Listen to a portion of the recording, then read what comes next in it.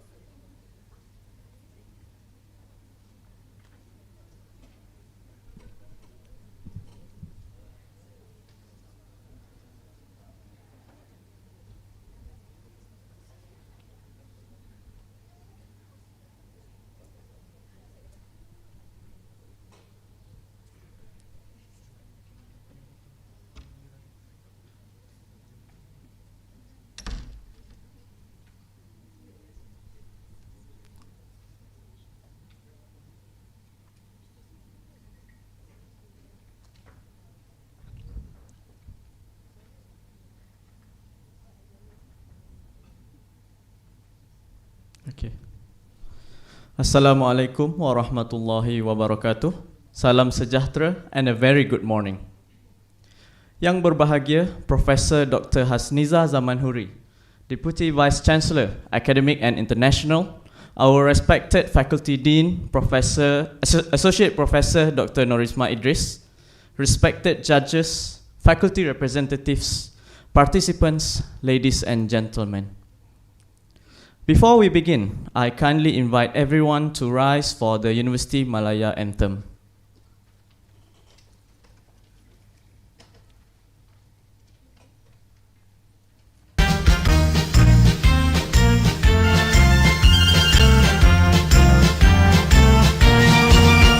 Universiti Malaya, kebanggaan kita semua, bertambah para ilmuwan di berbagai lapangan. Kami bertekad di hati mencapai cita murni, tradisi kecemerlangan menepati wawasan. Di sini kami sedia berbakti, terus berinovasi. Kami harapan generasi muda, teras nusa dan bangsa.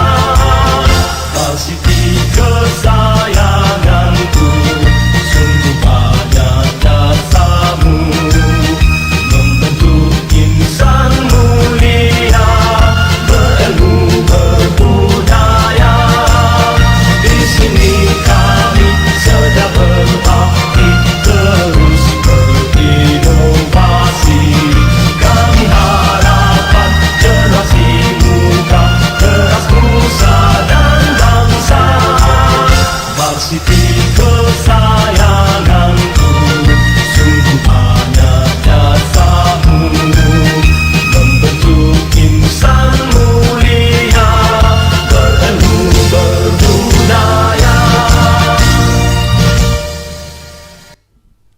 Thank you, everyone. You may take your seats.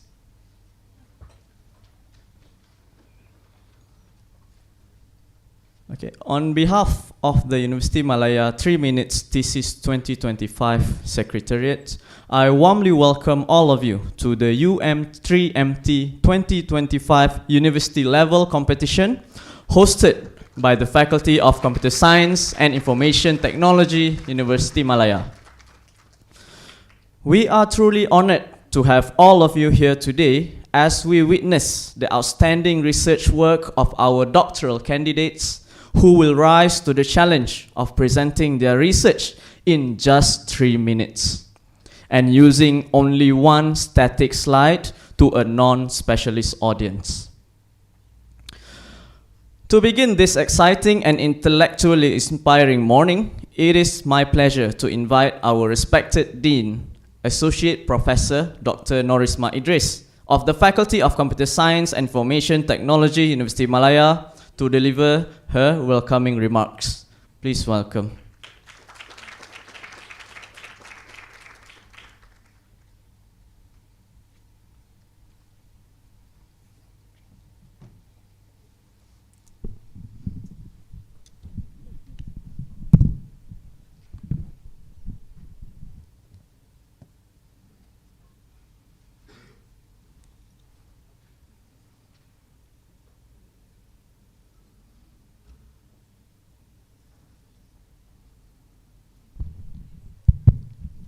Okay, thank you, Dr. Firdaus. All right. Assalamualaikum warahmatullahi wabarakatuh, and a very good morning to all of you. All right.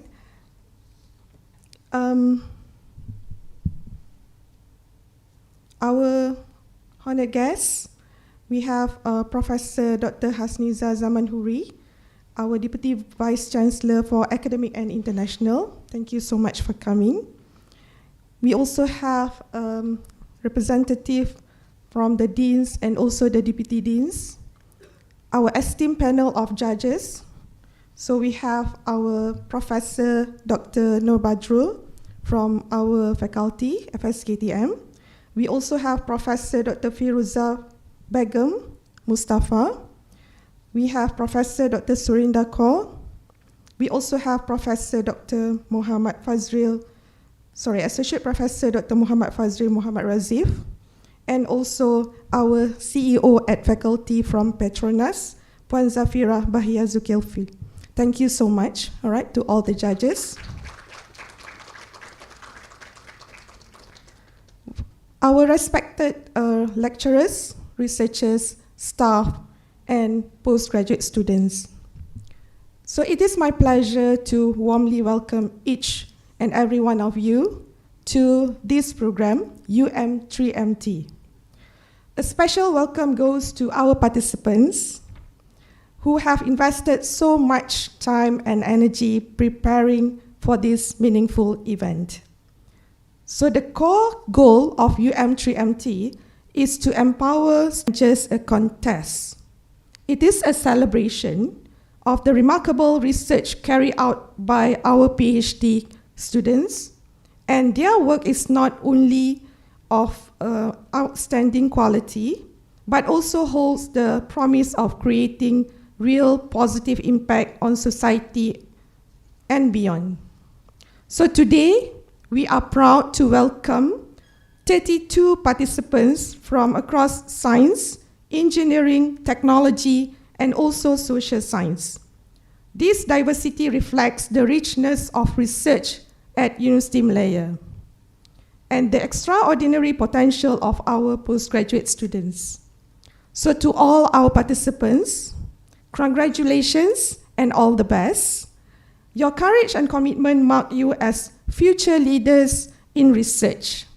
So no matter the outcome today, you have already achieved something commendable. So finally, I would like to express my sincere appreciation to everyone who has contributed to making today's program a success, especially to the key person, Puan Farhana. May today's event inspire us all to continue striving for excellence in research and innovation. Thank you and all the best.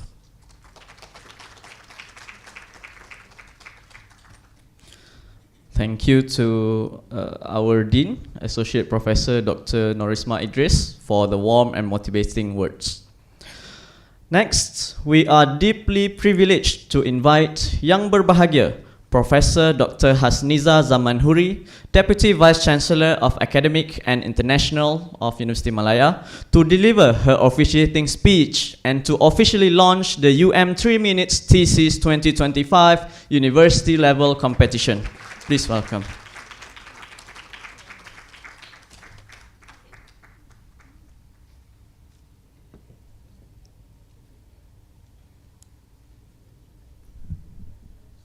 Okay, thank you very much, MC. All right, Assalamualaikum warahmatullahi wabarakatuh, and also good morning, everyone. So, especially to the participant, you look nervous, huh? Are you okay? So I think just being cool. I think everything will goes well later. All right. Okay. Assalamualaikum. Once again, Associate Professor Dr. Norisma Idris, the Dean of the Faculty of Computer Science and Information Technology, esteemed panel of judges, respected lecturers, researchers, and postgraduate students, ladies and gentlemen, especially all the students here. We have 32 students, yeah, from UM, from all the faculties. So I think you are the best among the best, right? So within 3 minutes, you need to actually showcase and present your innovation, your research, you know. So this is something, the skill that I think very much needed, especially when you work later on, yeah. So I think when we do research, I think we have a lot of ideas, right? But within the 3 minutes, you must be able to convince somebody, all right, about your research. So that is the idea of this UM 3 minutes competition, right? So, and definitely I wish you all the best. Hopefully we can also get a winner at the national and also international level, right? So this initiative actually highlights the research excellence and promotes the arts of effective academic communication. So for us, being the top 100 universities, number 60, so recognized that the ability to communicate research in a clear, concise, and compelling manner is a critical skills. All right, so we are able to communicate, but within the 3 minutes to convince somebody.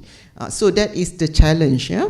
So in today's information-driven and digitally connected world, this ability is no longer merely a value-added advantage, it is a strategic necessity. So this 3-minute thesis competition is adapted from the original format introduced by the University of Queensland, Australia. So it has proven to be a powerful competition in enhancing communication skills, fostering cross-disciplinary understanding, and encouraging public engagement with research. At Universiti Malaya, these initiatives have evolved into a vital platform for assessing the holistic capabilities for our PhD students. Brilliant in the lab, confident on the stage, and impactful in society. So with more than 30 participants, so specifically 32 as mentioned by Prof. Norisma, from various fields of social science, science and technology, and also health sciences. So this year competition reflect the richness of expertise and the intellectual convergence that define Universiti Malaya academic excellence. Such diversity is crucial as modern research can no longer operate in silos. So it's very important for us to work in the interdisciplinary manner. So global challenges such as climate change, cybersecurity, public health, as well as sustainability demand creative and collaborative interdisciplinary approaches. So I would like to extend my heartfelt appreciation to the Faculty of Computer Science and Information Technology for organizing this meaningful program. Congratulations to FSKTM. So this initiative helped to equip our students with the soft skill increasingly valued by employers, industry partners, and the global community, aligning with the goals of strategic plan, which emphasizes the holistic development of our graduates. I sincerely hope that this program will continue to grow in the future through the involvement of industry partners, alumni, and external agencies. Such collaboration are essential to bridge the gap between academic research and the real needs of society and the nation. With that, and with the word Bismillahirrahmanirrahim, I'm pleased to officially launch the 3-minute thesis, 3MT program for 2025. Congratulations to all participants. So may this be a beginning of even greater impact through your research. Once again, all the best, and I really hope that we can have a winner at the national level. Thank you very much.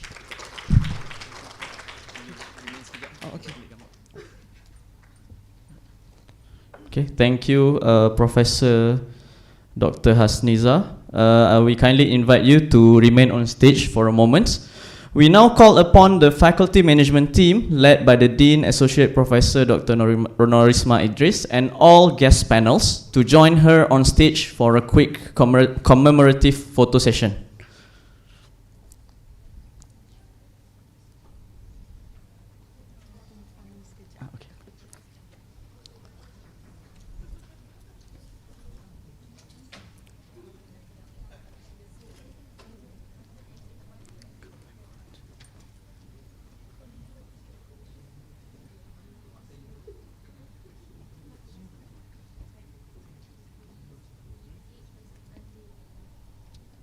Masuk.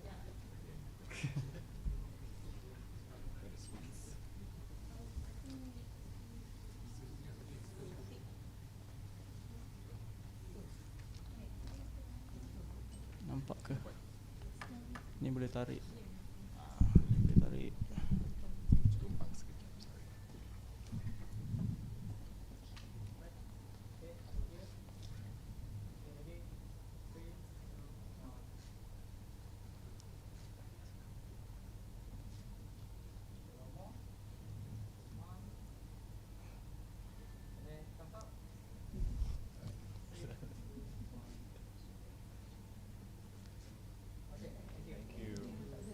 right, thank you everyone. You may return to your seats. Thank you, Prof.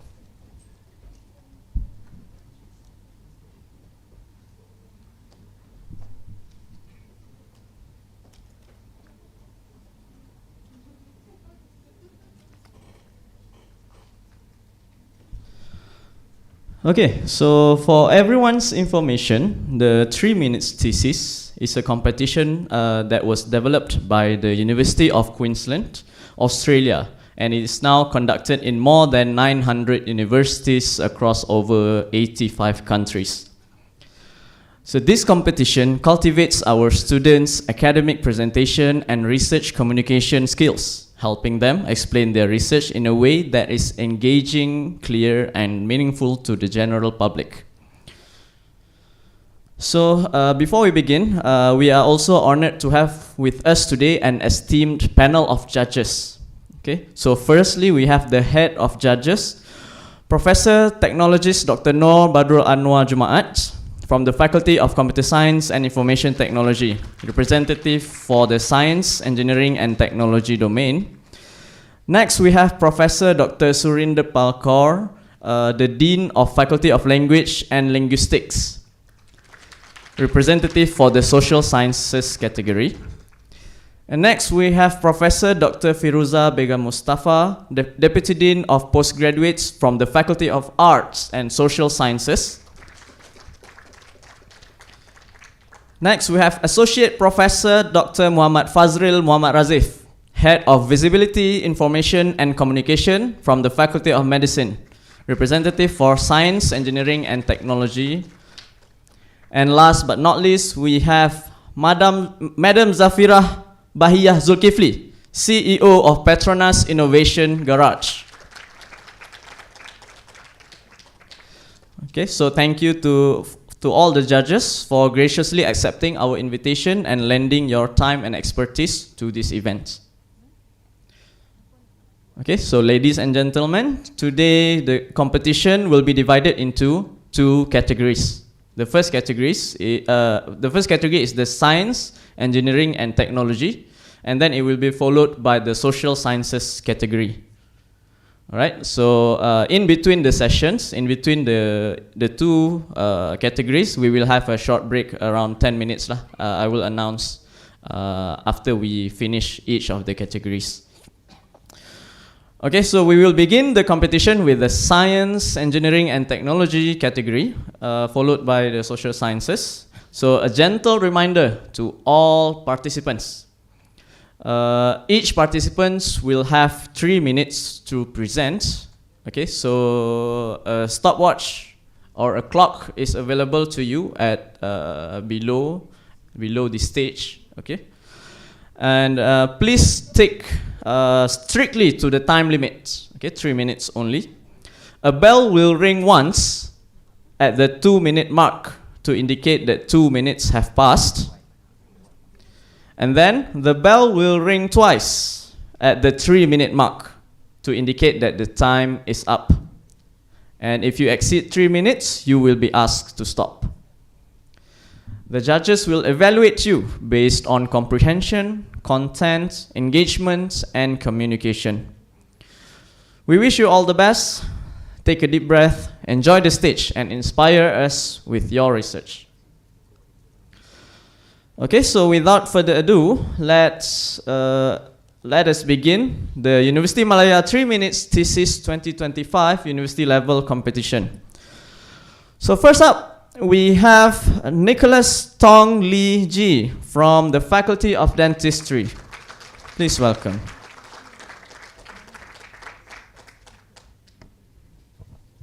Please.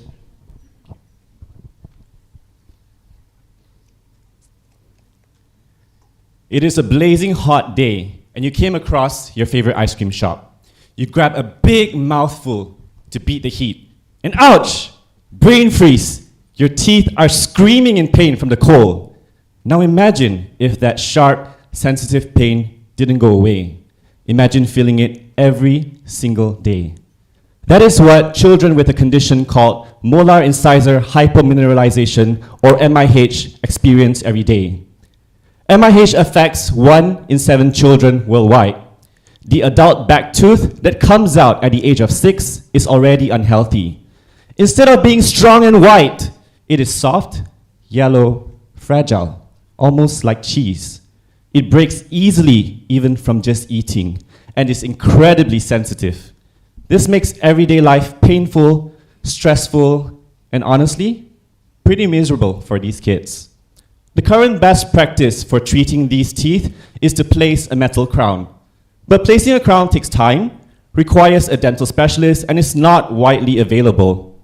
Sometimes the teeth don't survive long enough to get a crown, and when the damage is too badly done, the only option is extraction. And let's be real, even adults cringe at the thought of taking out a back tooth. Imagine how traumatic that would be for a 6-year-old child. That is why my research looks into 2 simpler and smarter ways to treat these teeth. ART, atraumatic restorative treatment, is a quick and gentle technique. It is like placing a white Play-Doh filling over the tooth to protect it. No drilling, no scary equipment. SMART, or silver modified ART, takes it one step further. Before placing the filling, we paint a special liquid containing silver and fluoride on the tooth.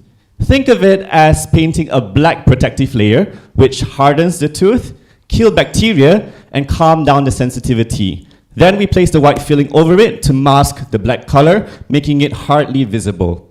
And the best part of it, the results of my research show that SMART performed better than ART. So despite having the black color, it is the stronger and smarter solution in saving MIH teeth. Best of all, both ART and SMART use simple materials and are easy to do, even in places without dental specialists. In the long run, this means more children, even in underserved areas, are able to receive early, effective care and avoid painful extractions. But in the end, ART and SMART are not just about fixing teeth. They're about saving childhoods, allowing kids to smile, eat, laugh, and finally, enjoy that long-awaited ice cream without fear. Thank you. Thank you. Next, I would like to invite Justin Gilbert, anak lelaki Alexius Sylvester from the Faculty of Computer Science and Information Technology.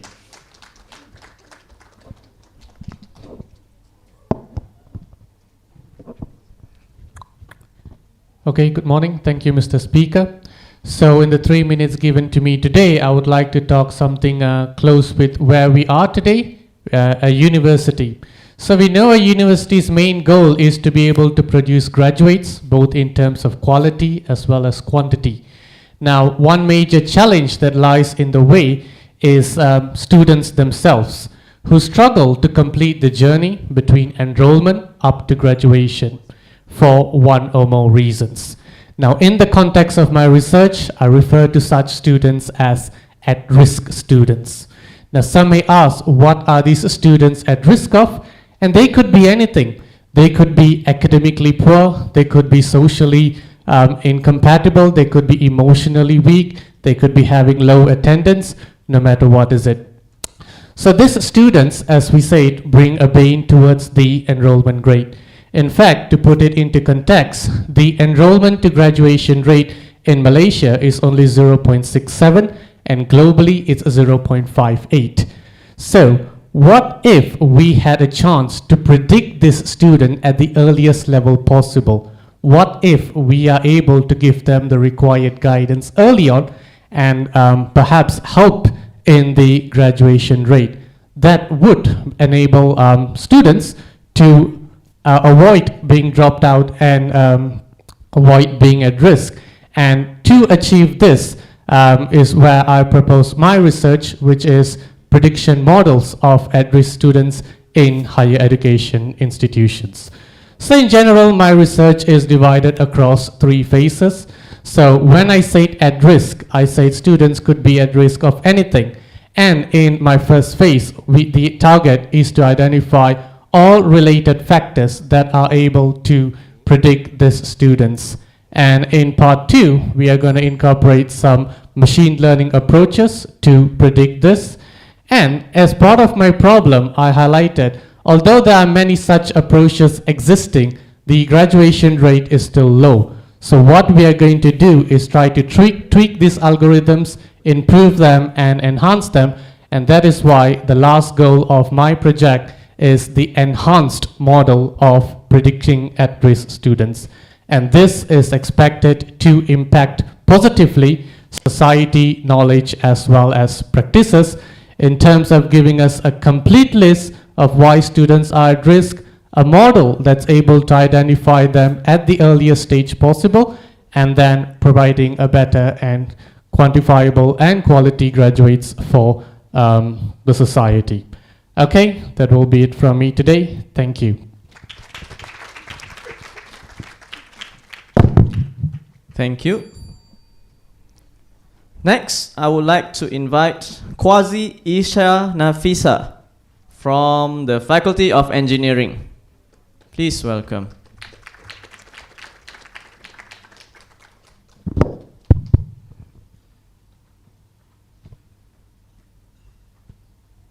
You're late to a meeting and you're running after a bus, but can you imagine yourself without a leg or even a knee? Unfortunately, that's the case for over 50 million people who are suffering from limb loss around the world. As a result, we can see that there's passive prostheses. Sure, they exist, but they are just hinges. Most of them are just hinges. They swing, but they don't really help. They're high effort, there's no support, and as a result, walking is exhausting, sitting is a struggle, and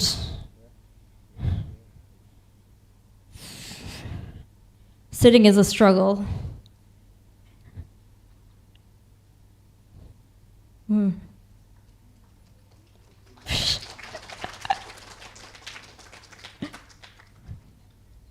And I realized my slides were not translated well. Anyway, so the sitting is a struggle, and at the end of the day, you're just exhausted and you have nothing you're just wasted. It's not helping you in any way or form. So I thought, what if I redesigned the knee? I made it more compact, more powerful, and more human-like. And at the heart of it all is a cycloidal drive, which provides 50 times more power than just your usual motor. And it's currently used in the industry, but I wanted to incorporate it into a prosthetic field. I wanted to connect it to the residual limb. I also tried to incorporate with elastic elements, and you can think of it like a spring that absorbs shocks and swings back your knee.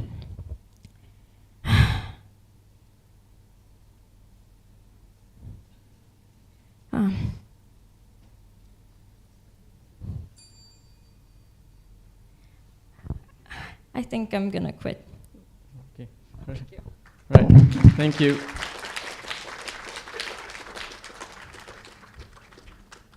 Okay, so next presenter, I would like to invite Chin Ju Yi from the Faculty of Medicine.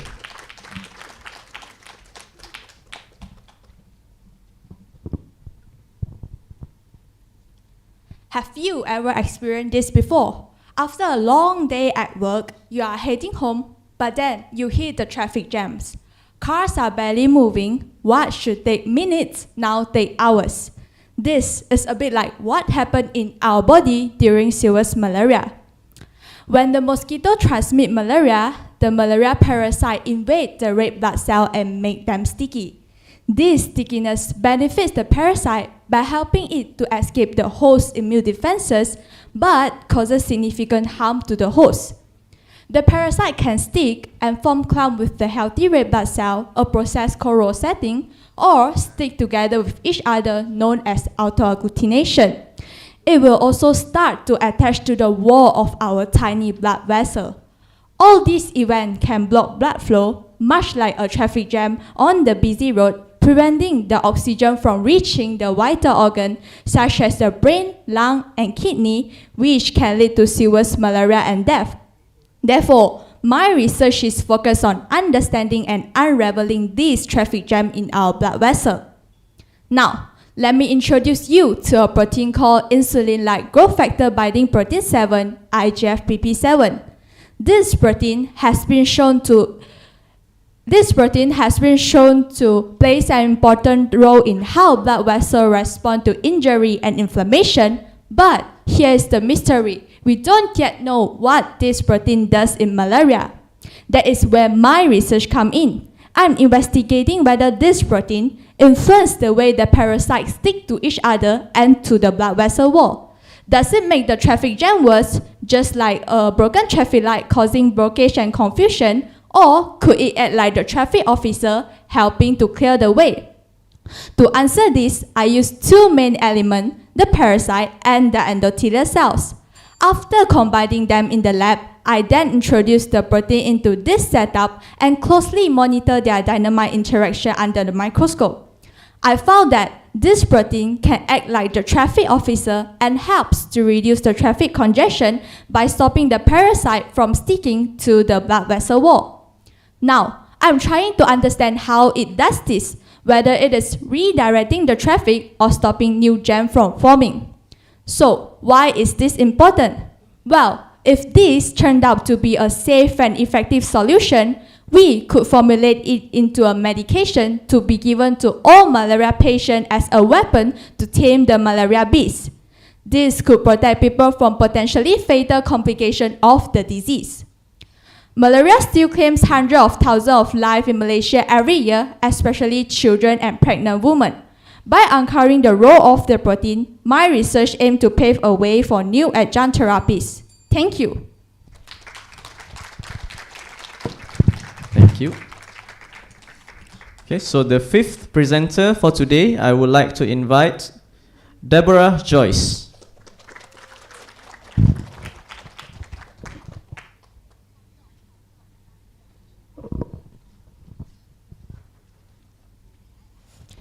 Picture this, a vibrant city bustling with life, protected by brave cops who keep crimes in check. But something's wrong.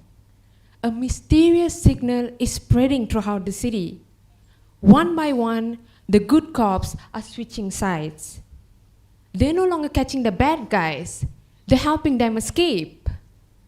One by one, they're switching sides. And then, we are no longer catching the bad guys. So, what happens? The city dims, crime flourishes, order collapses. Now, imagine this city is your immune system. The cops, they are macrophages, special immune cells. And that mysterious signal transforming them, that's MIR146B, a sneaky little molecule released by cancer cells. Now, cancer doesn't just grow. It outsmarts our body's defenses. It turns our immune system, our protective force, into their partner in crime. That's kind of evil, don't you think? This matters because macrophages are supposed to protect us. But cancer has a trick up its sleeve. It releases MIR146B to transform the good cops into the bad cops, which are M2 macrophages, which help cancer cells run wild. Now we know that MIR146B exists in cancer. We also know that M2 macrophages spell bad news in cancer. But here's the twist. We do not know exactly how MIR146B influences M1 macrophages to make that switch. It's like accusing a criminal of a crime without even knowing how that crime was committed. So, in my research, I am tracking how MIR146B transforms macrophages. I'm trying to understand how macrophages grown together with bladder cancer cells and exposed to MIR146B can transform and possibly even help the cancer cells to grow, move, and invade. I'm doing this in hopes of finding out whether MIR146B can transform the macrophages. Ladies and gentlemen, if we can understand this macrophage transformation, we just might stop this transformation from happening. And we might do so in preserving a strong immune response and possibly even find new ways to fight cancer. So here I am trying to decode cancer's secret message in hopes that we might just stop the greatest immune hijacking ever planned. Thank you.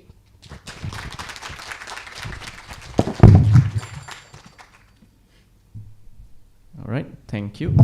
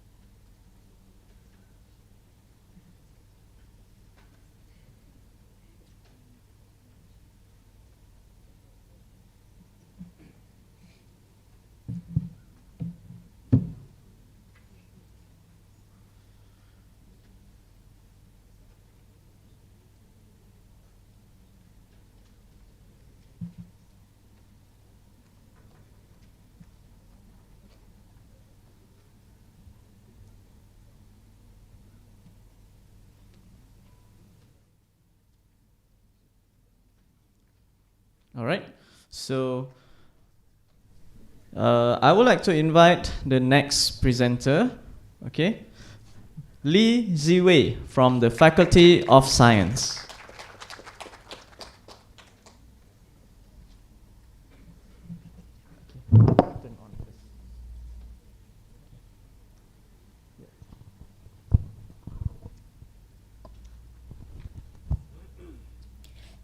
Still blur eh? Yay! Holiday! Do you still remember those days where we get extra holiday just because the sky turns grey and blurry and we are forced to wear masks even before the pandemic?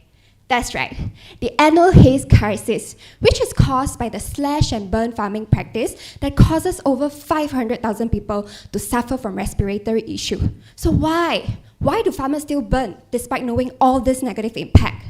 Because it is the easiest way for them to clear the land. And the charcoal-like structure that is formed after burning the crop residue can boost the soil fertility. But the effect is only temporary. That is why they need to burn again and again, year after year.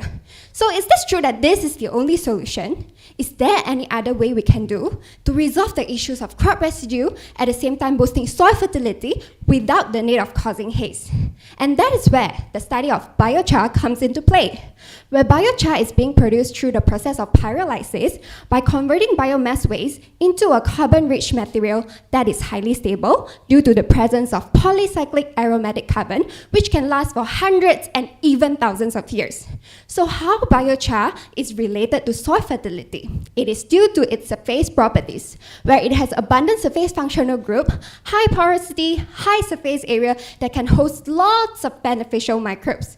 So recently, study focuses on how we can actually modify the biochar to enhance its surface properties, thereby boosting its effectiveness. And one of the promising chemical is hydrogen peroxide, where unlike other chemical, it's not going to cause any secondary pollution, as it will only decompose into oxygen and water. So here we can clearly see that hydrogen peroxide greatly enhances the surface properties of biochar, thereby improving the methylene blue retention ability as well as water holding capacity. Which means when we apply this oxy-HR into the soil, it can grab more nutrient, absorb more moisture, thereby reducing the need of chemical fertilizer as well as irrigation. So looking at the soil distribution of Peninsular Malaysia, whereby 72% of our land are highly infertile, applying this oxy-HR is greatly beneficial because it can make our land more fertile, making at the same time reducing the need of chemical fertilizer as well as irrigation, which support many SDG goals as listed down here, and also a circular economy, because we are using a waste from the plantation to make it into oxy-HR and later apply this oxy-HR back to the plantation to boost crop yield. So quick take-home message here.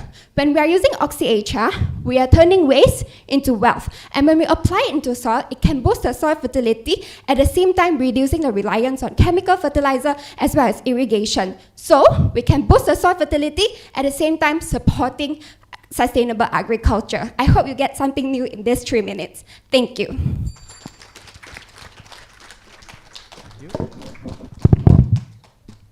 Thank you. Our next presenter, I would like to invite Darwin Rozahan Shah bin Iskandar Shah Parameswaran from the Institute for Advanced Studies. Thank you. Okay. Imagine a mountain of used diapers piling up every single day, everywhere, that lead a major contribution to our environment. And these diapers take 100 years to break down. How about, and what if, these useless diapers actually can help us to solve another huge problem, which is the water pollution. Hi, my name is Darwin, currently doing PhD in Environmental Health Engineering. My research project is called the Canviro project, whereby I find a solution to treat this waste into something valuable. Okay? So what I actually doing right now? So I take these used diapers and transform using a process called pyrolysis, whereby in other simple word, I heat them up with a high temperature with zero oxygen condition, and it will come out as a black powdered things that we call a biochar. So here's the magic. This biochar is actually trap and remove this harmful pollutant, especially antibiotic amoxicillin that can be found in our river and our lakes. So why is this so important to us? If you can see here, antibiotic resistance is a major burden to our healthcare system. It makes infection is hard to cure. So whereby it's not cause us environmental issue, but to our health and safety. So this Canvero project help to find this kind of solution. So my project doesn't solve one problem. It solves three at once, whereby I reduce waste, I clean polluted water, and also I promote circular economy. So I hope that this eco-friendly technology can be used in the developing country, because this country have a huge problem in waste management and water treatment. So if you can see here, people often say that waste is another story. But in Canviro, even the dirtiest waste, we can turn into something tool of change. Where dirty diapers to clean water, it's just not possible. It's happening. Thank you.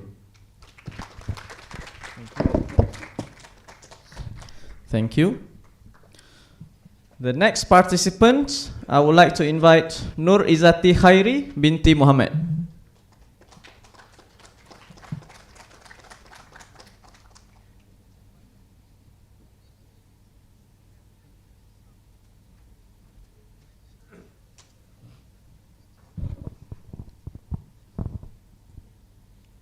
Hi, Assalamualaikum. Do you know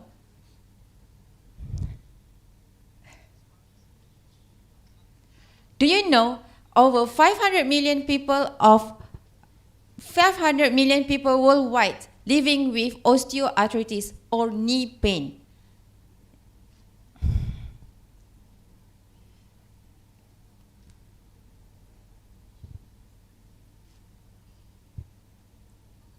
Exercise is a treatment to treat the osteoarthritis disease. However,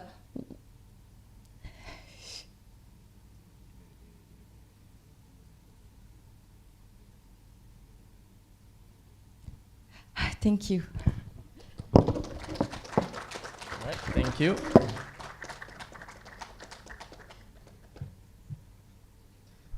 Next participants, I would like to invite Yandrapati Pierce from the Faculty of Engineering.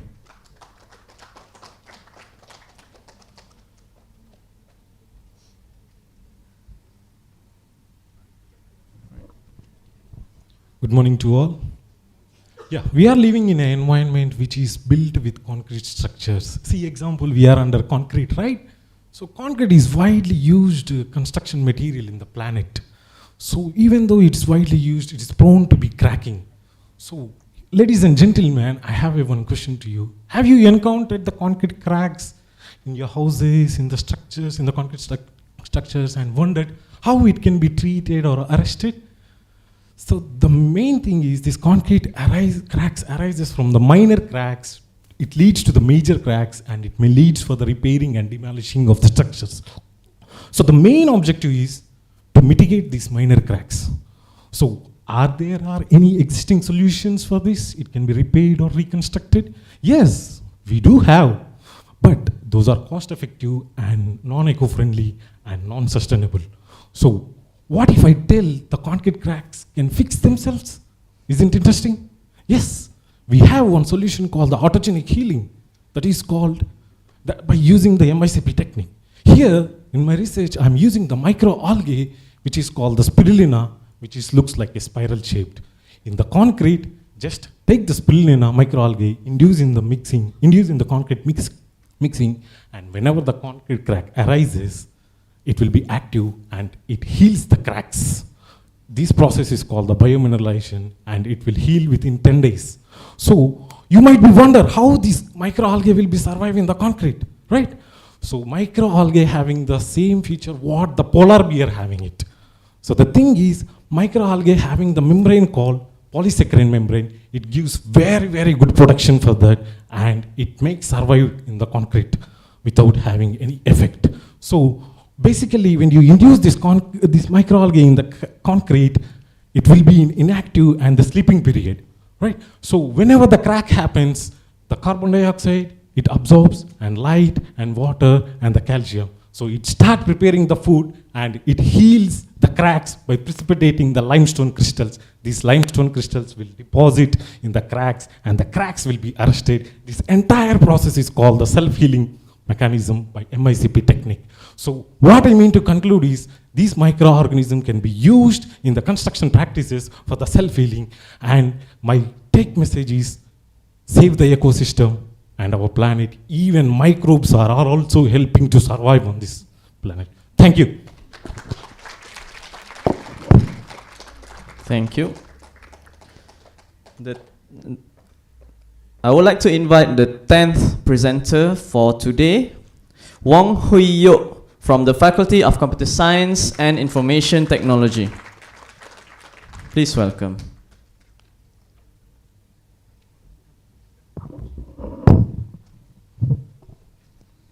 Hi, good morning everyone. This is my research on federated learning.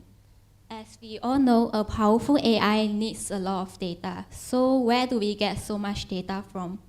So one way is to pull the data from different sources into a single database and use it to train the models. But with data protection regulations like GDPR, PDPA, it's not feasible for us to simply share the sensitive data to other parties. So how do we utilize this data without violate data regulations? So this is where federated learning comes in. Federated learning is another form of machine learning with a server and multi-client structures. So where it allows the clients like your hospitals, finance institutions, or even your IoT devices to keep their private data locally and then just share the trained models to a server. The server then combines everything to form a single model that gives us that overall data of all of the clients. But no sensitive data is shared to the server, so the privacy of the data is preserved. So, but one biggest limitation of FL is that it requires all the clients' data to be similar.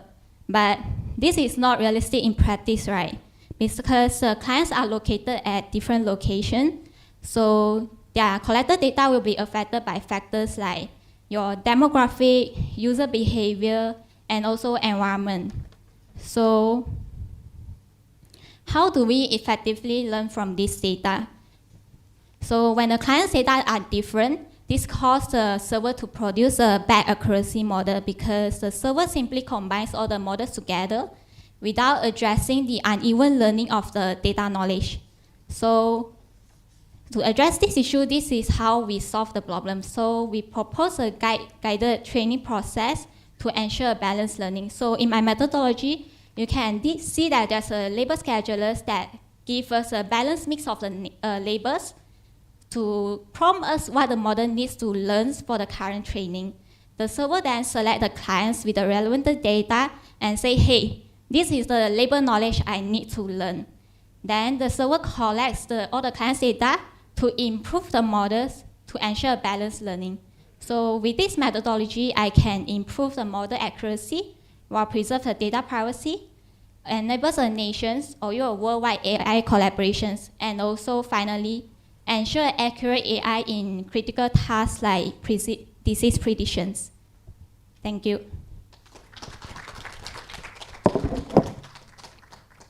Thank you.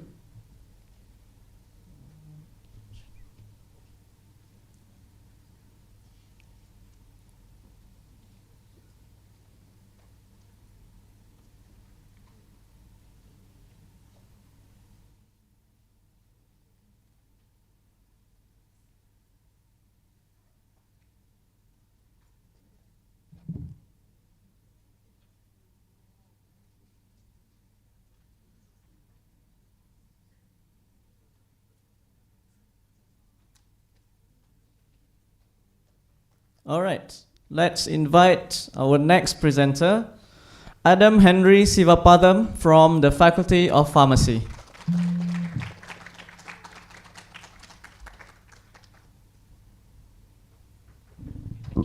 Thanks. Ladies and gentlemen, before I start, allow me to throw up some statistics for you to ponder about. Do you know that 1 in 5 Malaysian adults is diabetic?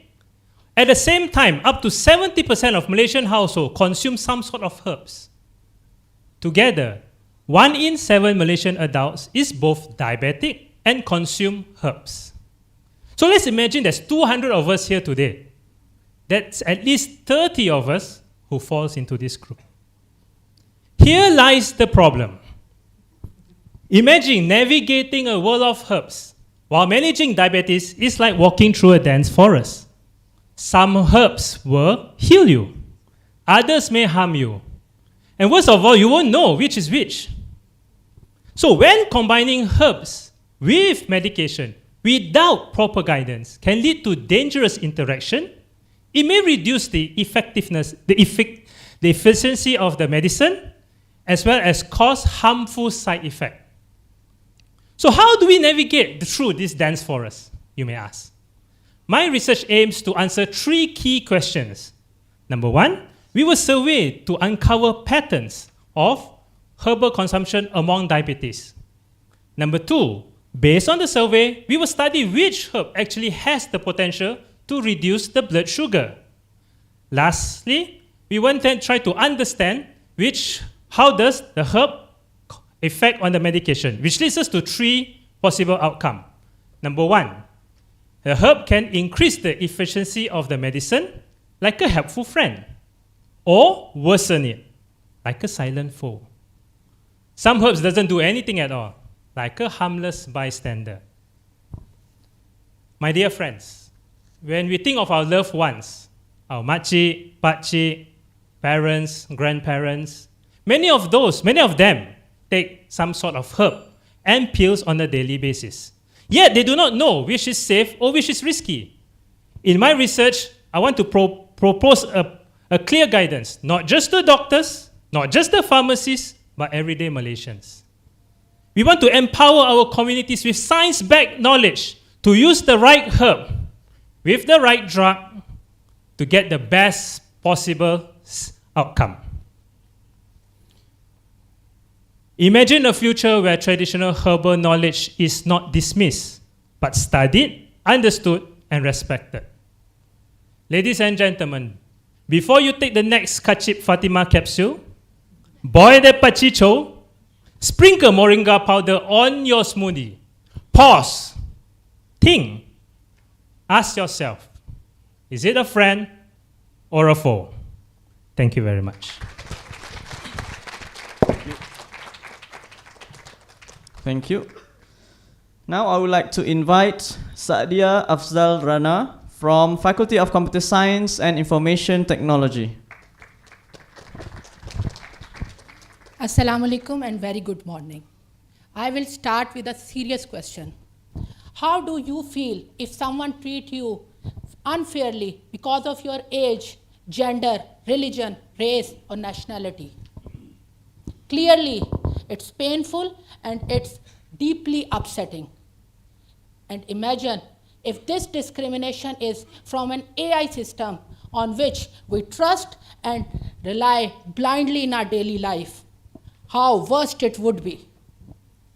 This situation resonates with each and every one of you because at any time anyone can be a victim of this digital discrimination. If we do not address this bias, it will not only shatter our trust and confidence in AI, but also undermine whatever advancement and achievement AI has made so far. This critical situation demands a solution that not only dig out the root cause of bias, but immediately fix it on the spot and prevent it from occurring in the future. This is where my PhD work, titled as Bias Guard, comes into play. Bias Guard is a comprehensive framework that is equipped with novel matrices to handle bias at group, subgroup, and individual level. It has been verified through strong mathematical modeling, validated via causal reasoning, and recognized in top-tier Q1 journals.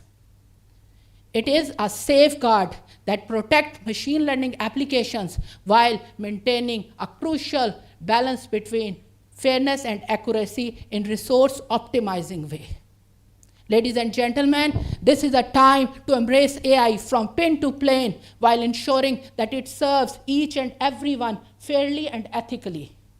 Let's stand united against this digital discrimination with Bias Guard until the day AI evolves beyond biasness.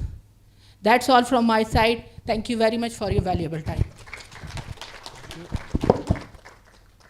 Thank you. Our next presenter, Muhammad Alif Naim bin Madkhir from the Institute for Advanced Studies. Please welcome.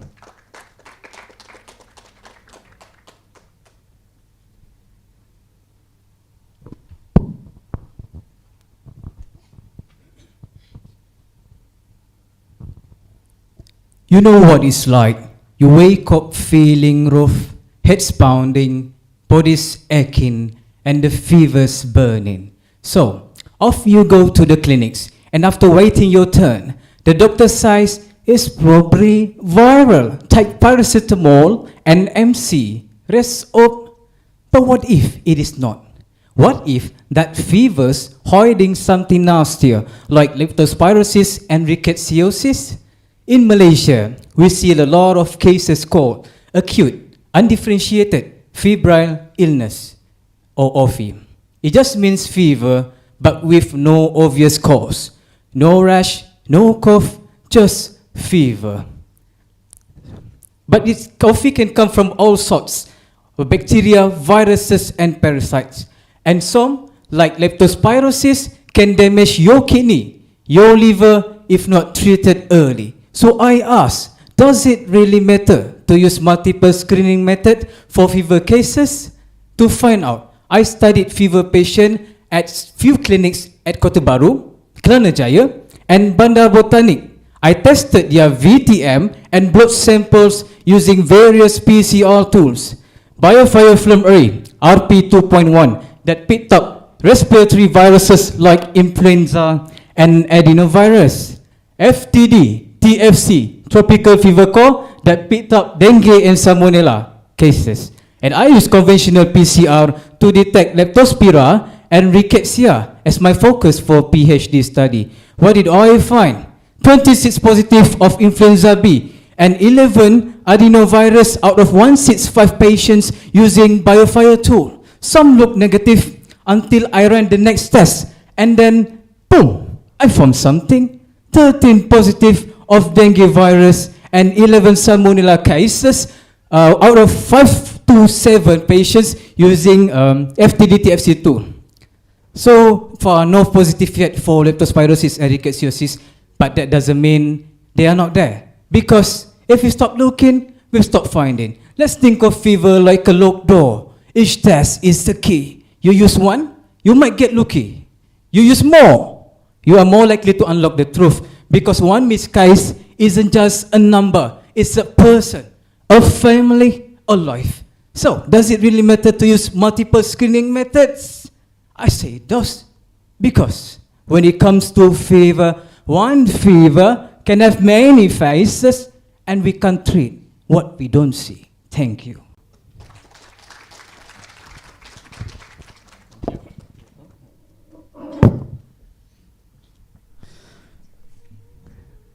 Next presenter, I would like to invite Gan Zilon from Faculty of Engineering.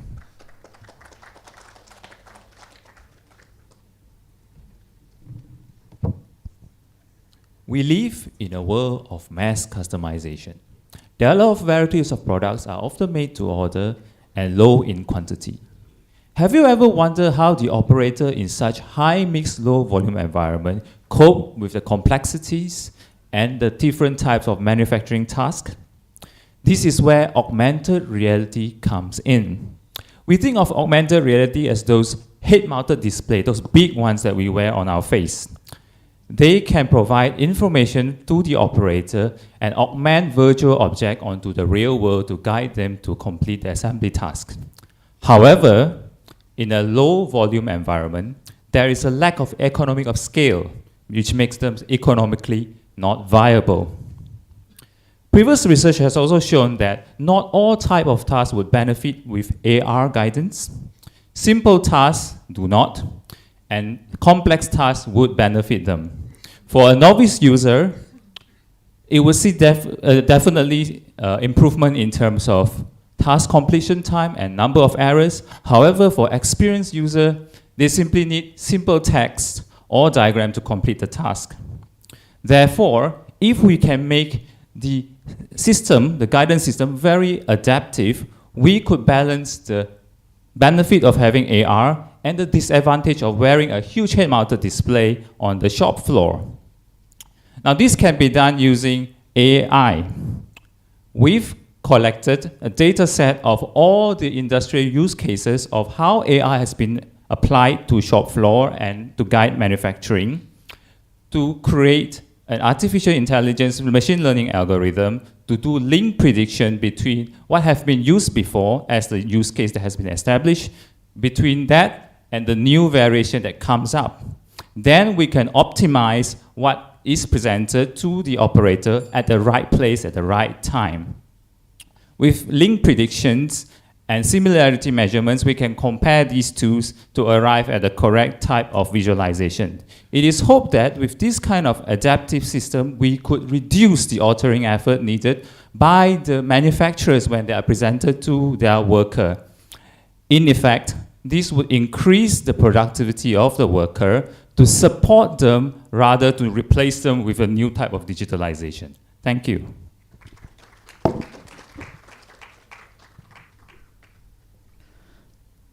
Next, I would like to invite Geetha, anak perempuan B. Anbalagan from the Faculty of Medicine.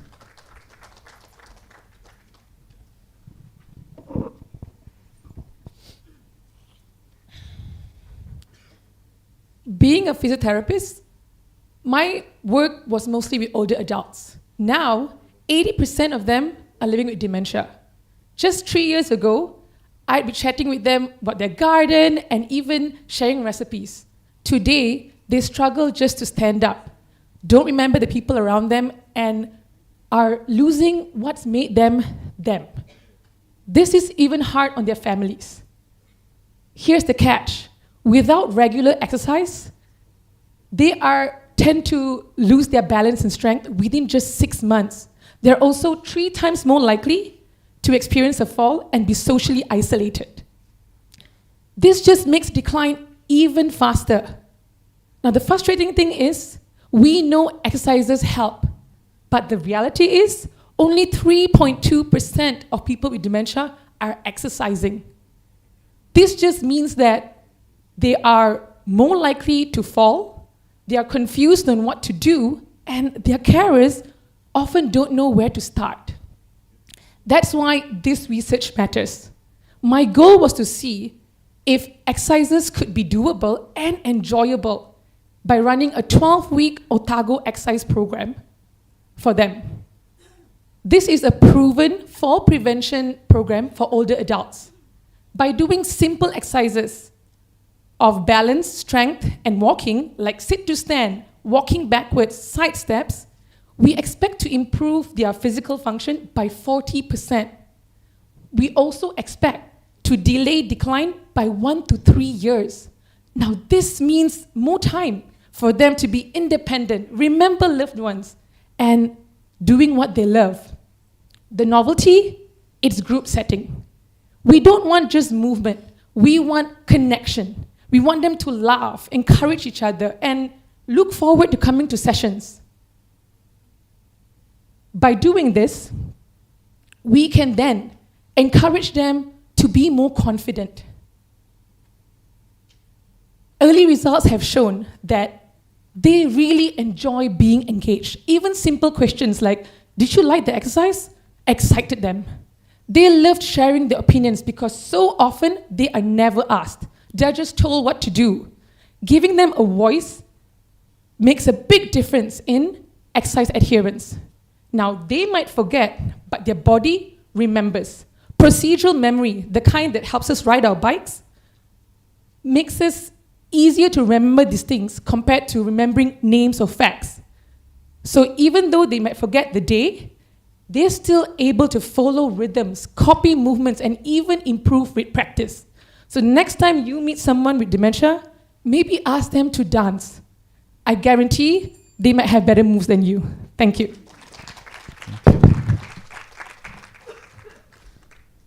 Okay, so the final participants for the category of Science, Engineering and Technology, I would like to invite Siti Adillah binti Sabaruddin from the Faculty of Science. Please welcome.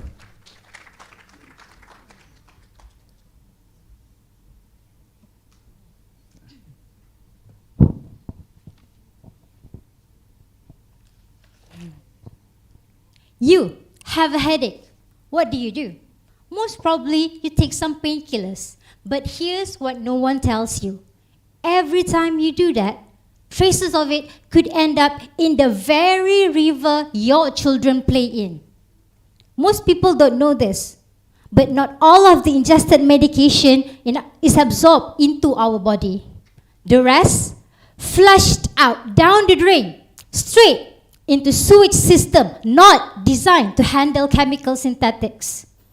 These drugs seep into rivers and ocean, where they mutate fish, damage ecosystem, and threaten our drinking water. Male fish turning female is no science fiction. It's already happening. And with the global drug consumption increasing every year, this hidden crisis is only getting worse. Thus, I'm developing a solid material made from solid silica modified with green solvent. Think of it as a sponge made from modified sand and sugar, a green, affordable way to trap pharmaceutical pollutants before they reach us. Early lab results show up to 80% removal efficiency. It's like a chemical Velcro, powered by natural ingredients. And we're not stopping at the lab bench. We're using computational tools, collaborating with Professor Matsubayashi at Osaka University to understand how the molecule bind with our material at the atomic level. This helps make our sponge even more stronger. And we dream bigger.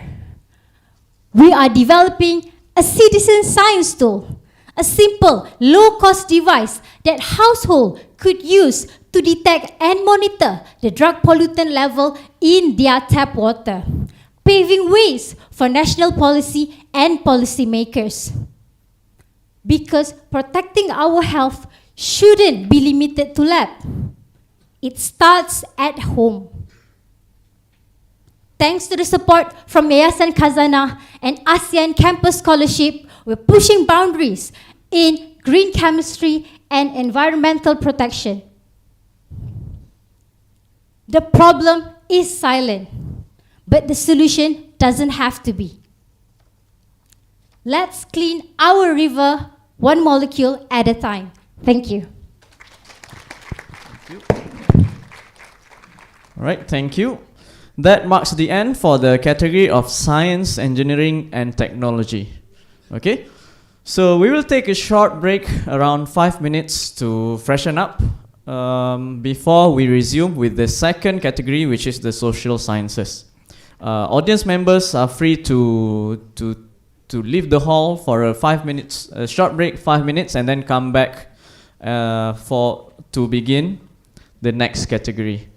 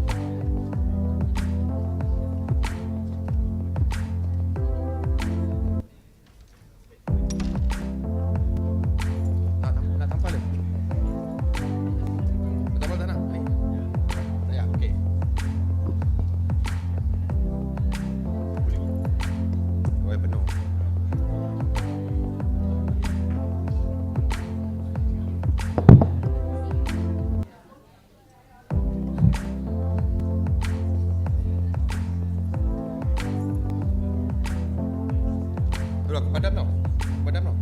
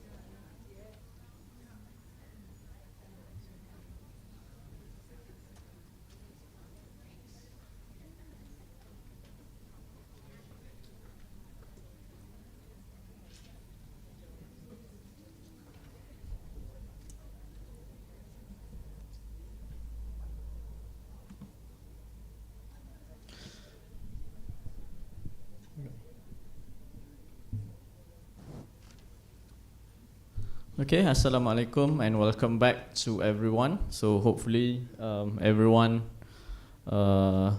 especially presenters, for the second part, the categories of social sciences.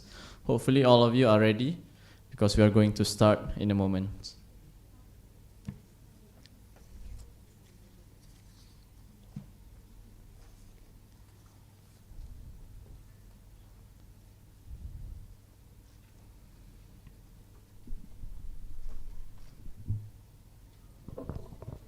Test. Okay, so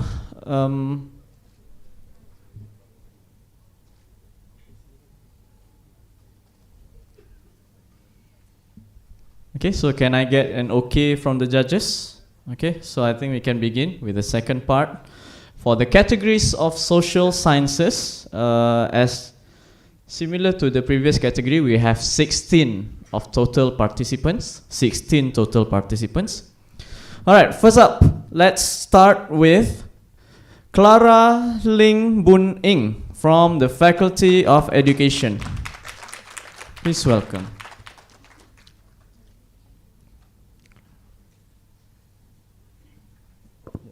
Yes. Good morning. If you're a parent, a teacher, or an educator, you would know the power of visual arts in education, especially in the age of AI, right? So, but the problem lies in the fact that we purely think that visual arts is just expressive. It's, it creates that emotional aspect of learning. But what if I tell you that visual arts is cognitive as well? I'm an English literature lecturer in a private university in Malaysia, and I realized that my students struggled and had a very hard time interpreting literary texts. So here's the catch. What I did was that I asked myself this question: what if they can learn with their hands as much as with their minds? So I offered them some soft pastels, and here's where the magic happens. Ladies and gentlemen, look at the picture there. This is a live drawing of what my student actually did. So what she did was, she actually interpreted Ernest Hemingway's Hills Like Wet Elephants in this picture, and she used symbols. She used the scissors, umbilical cord, and a surgical knife to express the theme of abortion that was in the text, something that other participants struggled, or even other students in English literature struggled to articulate. So what actually happens here?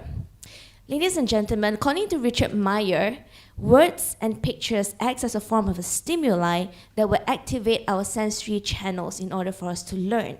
So based on his theory, I found out that through 3 arts-based research cycles, that visual arts integration in learning is not just an expressive process, it is cognitive. Why? Because when we take the soft pastels or even any kind of art material, we are actually engaging our senses. And in that process of engaging, by asking the right questions, what do you think about this picture? What else can you find? That is a cognitive process. And by including and triggering and engaging all these sensory channels, it enables us to form a multimodal memory trail that will engage and enhance learning. So in an EFL context where literature learning or language learning in general is like a barrier, art can serve as a bridge. So I would like to invite all educators, scholars, whether it is from the sciences or the social sciences, to not underestimate the power of arts in transforming education. Education and art is not just an expressive thing, but it is a cognitive process as well. So this study proposed the way to design interventions to include visual art, not just an expressive output, but it is a sensory-driven cognitive learning tool that enhances literature learning in this context. So with this, thank you very much.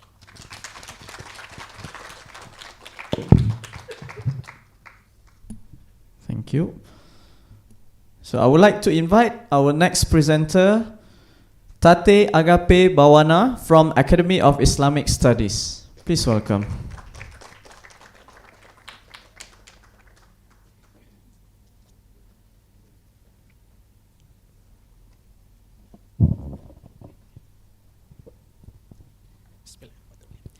Assalamualaikum and welcome to my presentation. Please imagine when the world facing a massive unemployment and also the unconditional of the income losses triggered by the economic crisis, and where the banking system are collapsed and began dysfunctional. So let me ask the question, what is a suitable banking that is resilient to economic crisis? According to the most previous literature, Islamic banking offers a contribution to the resilience because of its uniqueness in providing partnership and profit loss sharing based on the Sharia principle. Unfortunately, the existence and popularity of Islamic banks in the ASEAN remain limited.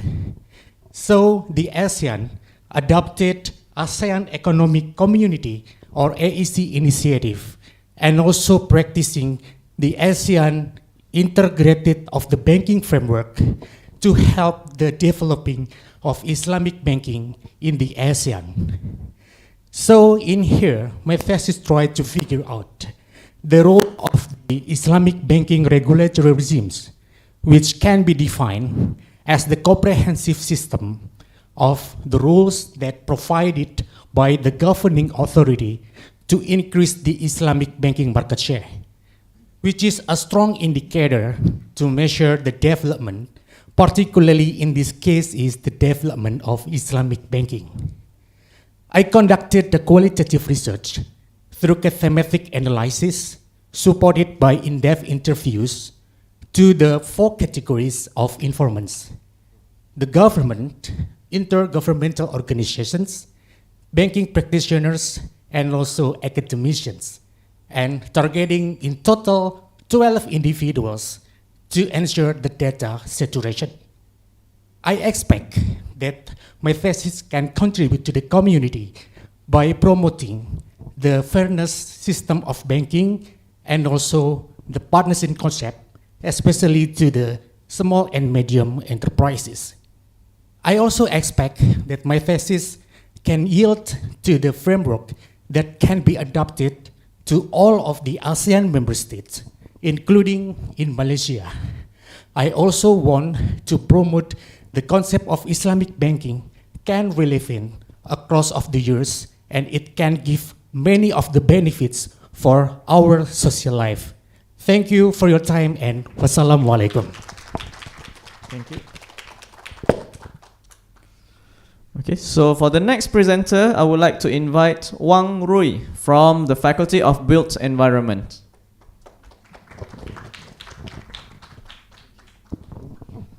Okay, good morning everyone. One question for you. If you have enough and sufficient money to develop a new construction project, which is the most important thing you will consider? Money, quality, or anything else? If I were you, I must count on the money because I need to get the profit as more as possible. But how can I guarantee I can get the profit and the money as more as possible? In the initial stage of one new construction project, we need to do the cost estimation work to know how much I will pay for this new project and how much will this new project will cost. But however, in the initial stage, very limited data can be used for the cost estimation, and this cost estimation work must rely on the estimate experience. Due to its disadvantage, this cost estimation work can reduce so many time, and it can must rely on the expert experience. So no more people in this construction company cannot do the estimation work. Luckily, with the development of the AI technology, the artificial intelligence can automatically capture the relationship between the affecting factors and the final cost. By determining the affecting factors, we use the BP neural network together with the DPO, GA, and the PLSO algorithm to establish the 4 models, including 3 hybrid models and 1 single models. By training and testing the model, the hybrid DPO plus BP neural network have the best accuracy and correlation. Based on the simulation experiment result, we develop the interface and the dashboard of the cost estimation model for the construction company to use. The construction company can use the model to get the best accuracy and reduce the most time. Besides, this research also promotes the application of AI technology in the construction industry and also brings the prospect of the AI age. Let's embrace it. Thank you so much. Thank you. So for the next participants, I would like to invite Ngan Su Ven from the Faculty of Arts and Social Sciences.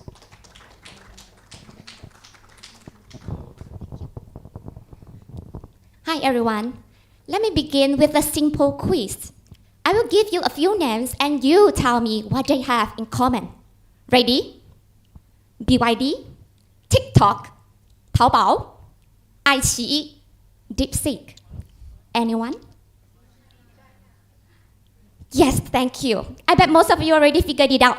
Yes, they all come from China. China, whose global influence has been stretches from South China Sea all the way to Silicon Valley. No wonder Donald Trump stepped in with TikTok bans and a staggering 145% of tariff imposed on China. But I'm here today not to ask whether it is good or bad to make China great. I'm here to ask something goes deeper into the life experience of ordinary people. What does China rise mean to us, the people living beside it? And how China influence is actually felt, interpreted, and negotiated from the ground up? You see, most of the studies sees foreign influence as something top-down and state-centric. But my PhD takes a different approach. I don't interview ministers or ambassadors because behind official smiles and statements, they might miss the subtle yet powerful dynamics unfolding within the society itself. Instead, I speak to the real brokers of influence, journalists, educators, business, societal leaders, and civil society voices. These are persons who engage with China presence not as abstract policies, but in personal and professional terms through either Confucius Institute, Belt and Road Initiative, Joint Media Venture, and so forth. And that's where my research contributes. By shifting the lens from states to society, I show that influence isn't simply imposed, it is contested. That in a complex and multi-ethnic society like Malaysia, local actors are not passive recipients. They are active negotiators. And essentially, by understanding how influence is experienced at the ground level, we gain a clearer sight of global power shifting today. As Sun Tzu said, the supreme art of war is to subdue the enemy without fighting. And in today's world, whoever shapes the story, shapes the terms of engagement, and ultimately shapes the outcome. So I don't ask whether China is winning the influence game. I ask, how does Malaysia responding and reshaping the story from below? Because in the end, influence isn't just about what's projected. It is about how people receive it, reinterpret it, and to decide whether to follow, resist, or to lead on their terms. Thank you. Thank you. Okay, so for the fifth presenter of today, I would like to invite Bi Kiang Sun from the Faculty of Business and Economics.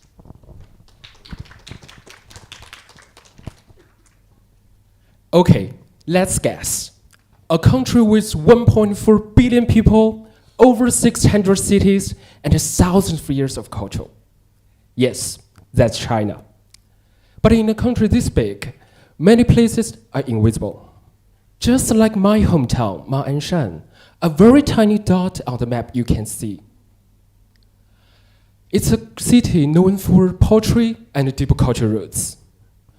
But every time I told my friends my hometown, they would ask, where is it?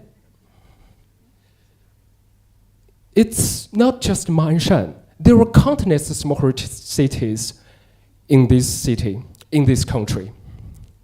So here's my question. How can we give these cities a voice? That's where my research begins, with the rising digital virtual influencers. They are computer-generated characters who behave like humans online. They can post, tell stories, and engage with followers just like human influencers. So what are the advantages of them? Because they don't age, don't get tired, and of course they don't get caught in the scandals, which is amazing, right? And they can also be fully designed to reflect local culture. My PhD research objective is to investigate how virtual influencers can help promote small heritage cities across China. So I conducted a study across China, showed the promotional video of Meishan with virtual influencers to the audience. Meishan is the hometown of ancient port Sudongpo in Sichuan province, China, and full of cultural heritages, but barely visible on tourism map. Notably, it is also the first Chinese city to officially hire virtual influencers for tourism promotion. As we can see in the picture, her name is Su Xiaomei. She's the sister of Su Dongpo in the local legend. She worked with local brand and even danced with a real person on the stage. Here's what I found. A well-designed virtual influencers can do more than just attract attention. It can become a cultural bridge, bridging stories from small cities to the national stage. Now, imagine this. Every small heritage city has its own virtual ambassador. They can share local stories, host live streams from Asian streets, and invite tourists to explore. This is not just about tourism. It's about protecting culture, supporting local economics, and reaching new audience. So the next time when you see a charming digital person, that may be a virtual ambassador. And behind that ambassador may be my research. Thank you very much. Microphone. Thank you.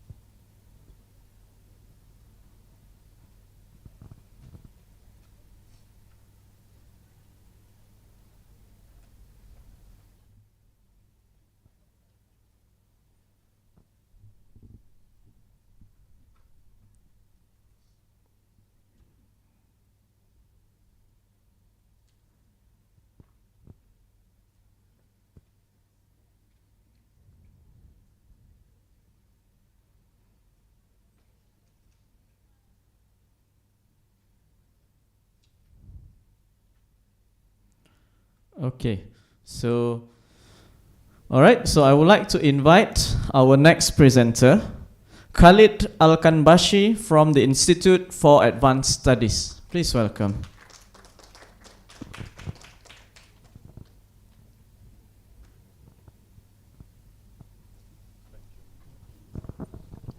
Assalamu alaikum wa rahmatullahi wa barakatuh.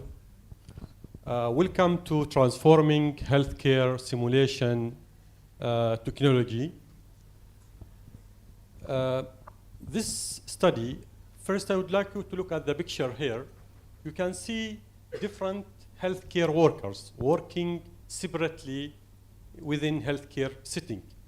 From here, the problem of interprofessional conflict arises because healthcare professionals, they don't study soft skills like communication, teamwork at the beginning of their curriculum, and they don't have structure training, and that can affect patient safety, of course. I want you to look at the picture again and think with me that AI, avatar utilizing audiovisual system scenarios could help students to learn their soft skills. I think yes, and can increase patient safety. So my study concentrating on two objectives. First is effectiveness of these technologies into student learnings of soft skills. Second is reducing the workload of faculty. This is a mixed method study, and my hypothesis, I believe that this simulation technology could affect the student learning and reduce faculty workload. of course, it has its own challenge, like it is a new technology, and it is not real, and also there is limited studies on these technologies. Well, at the end, I would like to conclude and highlight that healthcare training and healthcare organization should concentrate and highlight an urgent use of this technology. And I think my study going to contribute effectively and efficiently into this training of healthcare, and it will affect, of course, student learning to resolve conflict, and it will, of course, affect the patient safety as the healthcare professionals are looking forward always to that point. Well, at the end, I would like to thank you for your listening, and I wish you a very good day. Thank you. Okay, so for our next presenter, I would like to invite Thilagam Anak Perempuan Birma from the Faculty of Arts and Social Sciences. Please welcome.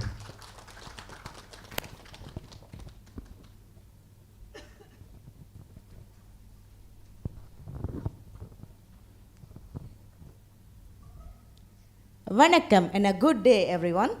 Did you know that every 2 weeks a language disappears from the world forever? 2 decades ago, linguist Michael Krauser warned that up to 90% of the world's 6,000 languages could disappear by end of this century. Recent studies confirm this danger. Research in Psycha A shows 50 to 90% of the over 7,000 languages spoken today are at a risk of extinction. Tamil, one of the world's oldest classical languages, faces the same risk, especially in diaspora communities. In Malaysia, Indians population only 6.6%, and Tamil is one of the minority languages that still survive. However, it is at a risk of decline if not actively preserved. If our students can't speak Tamil confidently, we are at a risk of losing our vital part of cultural identity. That's why my research aims to develop a teaching and learning strategy module to improve Tamil listening and speaking skills in primary schools. To solve this, through my research, I identified 2 major problems. First, teaching methods are outdated. Most teachers still rely on traditional chalk and talk approach. This method limits students' interaction and providing little opportunity to develop these 2 crucial skills. Second, there is a serious lack of teaching materials and digital tools designed specifically for Tamil listening and speaking skills in primary schools. So what I did? To solve this problem, I used design and developmental research model by Ritchie and client. In first phase, I interviewed experienced Tamil language teachers to identify the classroom needs. Then I applied the Fuzzy Delphi method with expert panelists to determine the module's most important component and strategy. Finally, I evaluate the module's usability using USE model, focusing for usability, satisfaction, and ease of use. Dear audience, this module is just not a product. It is a solution to bridge the gap between curriculum goals and classroom realities. It introduces new way of thinking by empowering teachers and helping students to reconnect with their mother tongue. With national-wide potential, it can be integrated into teacher training to support classroom instruction, and in the future, this model also adaptable for other languages and skills. In conclusion, by transforming our Tamil thought in classroom, we are just not teaching a language. We are empowering a generation of students. Thank you. Thank you. Right, thank you.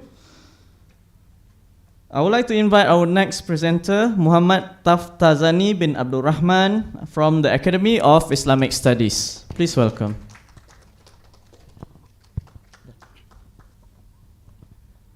Ladies and gentlemen, honorable judges, Assalamualaikum warahmatullahi wabarakatuh and very good morning. Let's have a look. This is not a Netflix display, but this is an initiative for neuro-interventional in Islamic perspective for post-stroke patient in performing worship. Stroke, just not an episode of brain dysfunction, but also can affect into three major impairment called as motoric, sensory, and cognitive impairment as our subject to be discussed today. Do you want to know something? Ahmad is a 68 years old stroke survivor. To his family, he seems confused, forgetful, and often repeats himself. But Ahmad insists everything is fine. He tries to perform salah, but skip movement and recite wrong surah. Yet, when gently corrected, he gets upset because he truly believes he's doing it right. Actually, Ahmad is experiencing anosognosia, a common post-stroke condition where a person is unaware of their own cognitive impairment. This raises critical question. Is Ahmad still competent to hold responsible under Islamic law? In Islamic law, this called legal capacity or ahliyah. And foundational legal maxim is al-aqlu manutun bit-takalif, means religious duties depends on akal. So my research focused on the post-stroke cognitive impairment patient who are suffering from memory loss, poor attention, and lack of judgment like Ahmad. And all of these deficits can seriously affect their ability to carry out religious duties like salah and fasting. Classical Islamic scholars developed detailed classification of legal capacity based on mental soundness and maturity, but they didn't have access to the medical and cognitive assessment like we have nowadays, like Montreal Cognitive Assessment, to assess the cognitive function. So I propose to develop a guideline between the neurological assessment with Islamic legal principle to determine two key things. Firstly, whether they are still competent to hold responsible under Sharia, under Islamic law. And secondly, if yes, how they fulfill their religious obligation with their own cognitive impairment. I truly believe this will benefit to the fatwa councils, healthcare providers, families make more informed, compassionate decision. In short, when the brain changes, Islamic law must respond rapidly by integrating with neuroscience and classical faith. This research will lifting up both divine responsibility and human dignity. Again, stroke is not a joke. Thank you so much.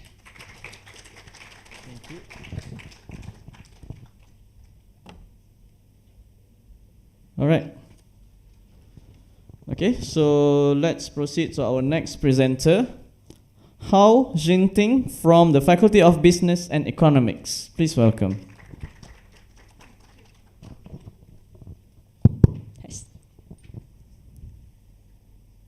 To buy or not to buy? That is the question online shoppers normally ask themselves during live stream shopping. On platforms like TikTok, buying seems so fun and so fast. You scroll, you watch, you click, everything is just right there. You're this close from buying, but then you stop. Just ask yourself, how many times you put tons of products to the shopping cart, then you choose to leave? Well, you're not alone. According to recent data, over 98% of online shoppers leave before they actually buy. Shocking, right? So why? Why do people choose to walk away even after deciding to buy? This is the question all the sellers want to know, and that's exactly what my research is about. I surveyed over 200 live stream shoppers in Malaysia, not just random shoppers. These were the person who clicked checkout but did not buy anything. I asked them three simple things. First, how sure you feel about the purchase? Second, did live stream really help you clear your doubts? And what happened before you abandoned your purchase? Their answer gave us a clear pattern. Not everyone left because they don't want the product anymore. Many left because they don't feel certain about it. And this uncertainty that they felt It doesn't end when people want to buy. It lingers. It follows them all the way to the checkout and to the final click. The doubts about the seller, about the product, about the payment security, they are the biggest reason for people to hesitate and leave. So, what does it mean for the sellers? For sellers, we need to know people not just don't buy because they don't want the product. They don't buy because they don't feel certain about it. So here's the takeaway from this research to all the sellers. If you want your shoppers to buy, don't just convince them to want. Convince them to trust. Show them what they're paying for. Visualize your promises. Back it up with reviews, policies, and proof. Because what shoppers need is not a louder countdown, but a clearer reason to stay. Fix that, and you will get more than just attention. You will get their action. Thank you. All right. So for our next presenter, I would like to invite Muhammad Azizul bin Adni from the Faculty of Education. Please welcome.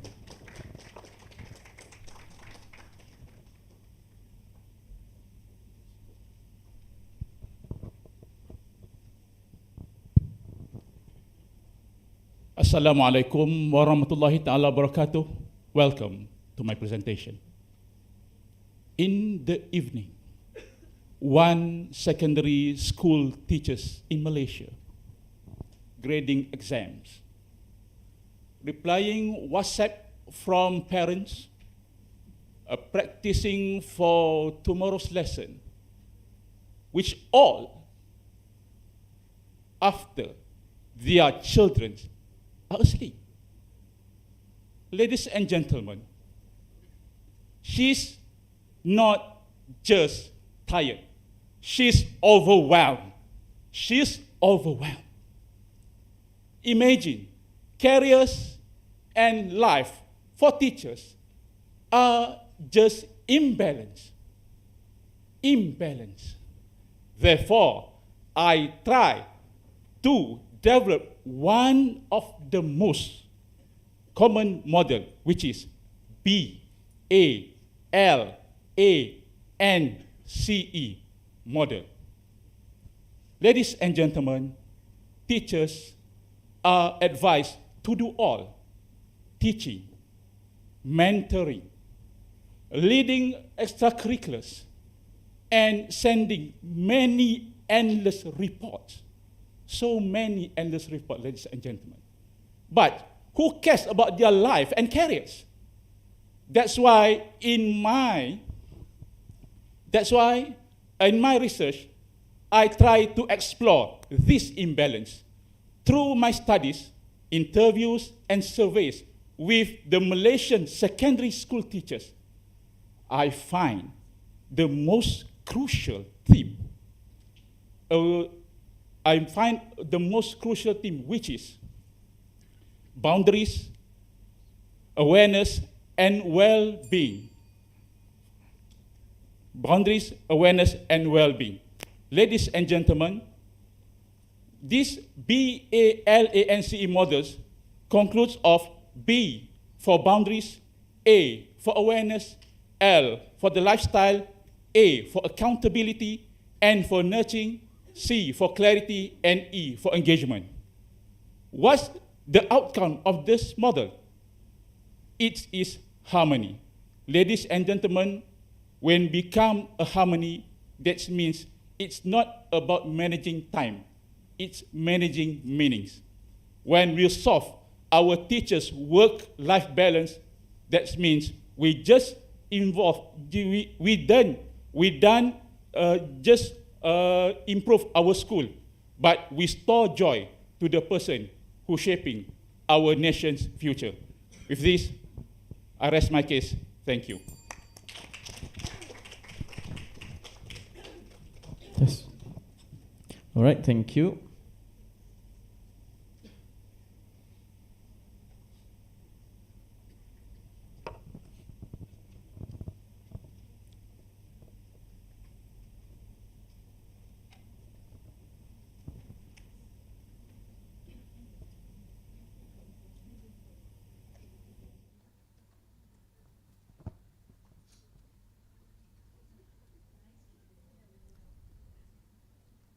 All right.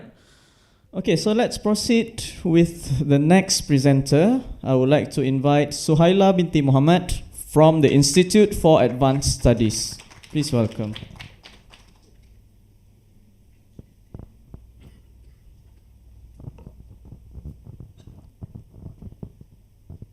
Music, dance, and drama are remarkably impactful, aren't they? They evoke our emotions, connect us all, and definitely create unforgettable experiences. When was the last time you listened to music or watched a dance and drama performance? Was it this morning, in the car, in the office, at home, or did you yourself turn into an opera bathroom singer? Now, let me rephrase the question. When was the last time you watched a performance by individual with autism spectrum disorder, learning disabilities, dysgraphia, dyscalculia, or dyslexia? Anyone here a huge fan of Tom Holland? You know, your friendly neighborhood Spider-Man?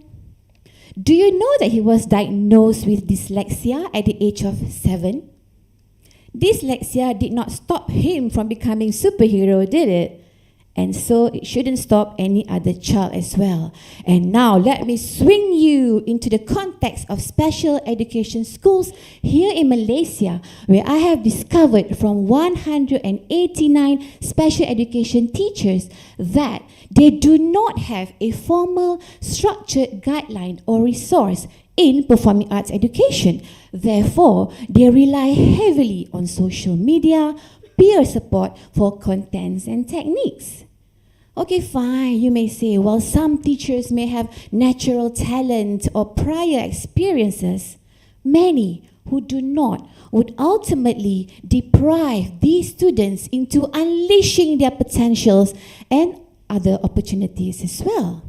Therefore, my PhD thesis following the AD model highlights on the significance of a systematic interactive performing arts module for these learners. Because you know why? In years to come, if there is no evidence-based or clear structure for these students, there is a risk on the quality of education, intervention, support and assistance for students with learning disabilities here in Malaysia that would remain inconsistent, hence limiting their potential and holistic development. And just like the movie Spider-Man, with great power comes great responsibility. My PhD design and development research envision a future where these students are celebrated for their creativity, where they are seen, heard, acknowledged, and no longer be labeled as students with learning disabilities, but rather from classroom to center stage, they will be recognized by the community as students with extraordinary abilities. Thank you. All right, thank you. So for the next presenter, I would like to invite Nadia binti Nur Hisham from the Faculty of Built Environment. Please welcome.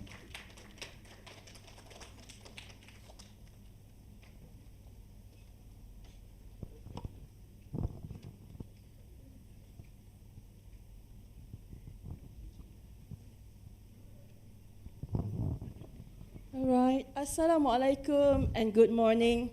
My name is Nadia Nur Hisham. So Kuala Lumpur is full of surprises. If you walk through downtown KL, you will find hidden cafes. If you walk through between the shiny skyscrapers, you will find hidden alleys. If you walk through Kuala Lumpur streets after midnight, you will find the hidden homelessness. Most people scroll for Airbnb deals, while I've been mapping where people sleep without one. Not because they are adventurous, but because they have no choice. That's right, I am researching homelessness in Kuala Lumpur, our vibrant capital city that somehow forgot a group of people in its master plan. So my study dives into why people end up homeless, how the city design makes it worse, and the plot twist is we can fix it. The city often treats the homeless like city clutter, sweep them under the policies, place them in temporary shelters, and hoping they vanish before the sunrise. But guess what? People don't just disappear because of a no loitering sign. So I ask questions like, how the Kuala Lumpur urban design help or hurt the homeless? Why does the soup kitchens pop up like cafes, but there's still no long-term solutions? Why is it easier to find bubble tea shops compared to public toilets? So I explore lost spaces, underutilized spaces using urban mapping, interviews and observation. And because these are the unintentional Airbnb space for the homeless. This is not just about data, it's about dignity. I am proposing an inclusive urban design framework that includes a central hub for better coordination between NGOs and the government, and spaces that are safe, usable, and human-friendly. Because why? A city should serve everyone, not just those who hold their Starbucks cups, shopping bags, and smartphones. So Kuala Lumpur doesn't need more malls. It requires more meaning. So I'm here to prove that we can create a city with no one left behind, with good design and a bit of heart. Thank you.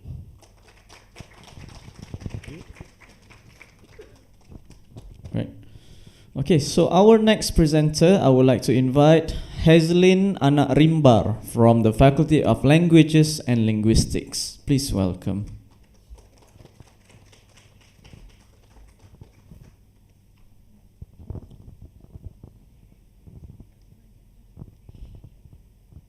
This is my father standing in front of his longhouse, a place full of stories, laughter, language, and soul.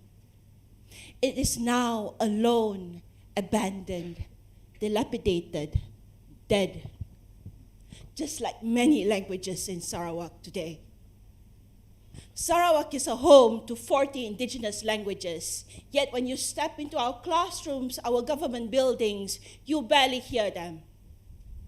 Recently, the government announced that 4 languages have officially died. Ladies and gentlemen, I wanted to get to the bottom of this. So I went straight to the source. I looked at 8 policy documents from 1957 up until 2025, and I looked at 11 years worth of political speeches in the Sarawak State Legislative Assembly. I analyzed them for looking at how many times indigenous languages are mentioned, and if they are mentioned, how are they mentioned? I also interviewed community members and community leaders to find out what's going on the ground if they are preserving their languages. What I found was troubling. Out of 8 policy documents, 127 days, 500 million words, only 8.7% of all language-related discussions were on indigenous languages. And when indigenous languages are mentioned, they are only merely tokens. Why? Because policy focuses on national unity and global competitiveness, not on cultural heritage.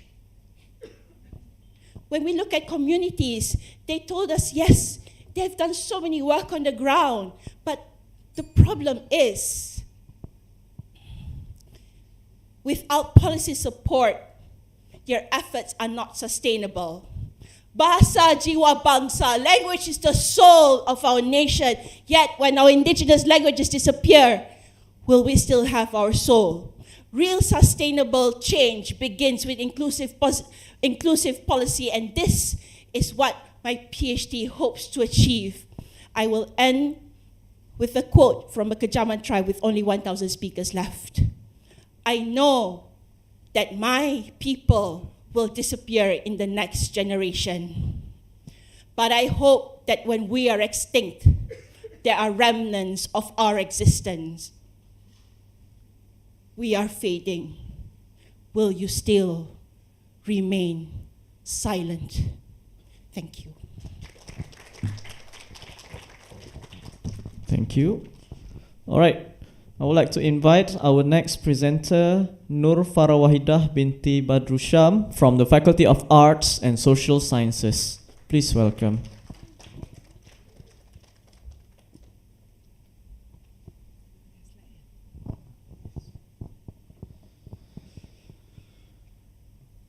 How many of you ever thought of a library just a books and place for you to study?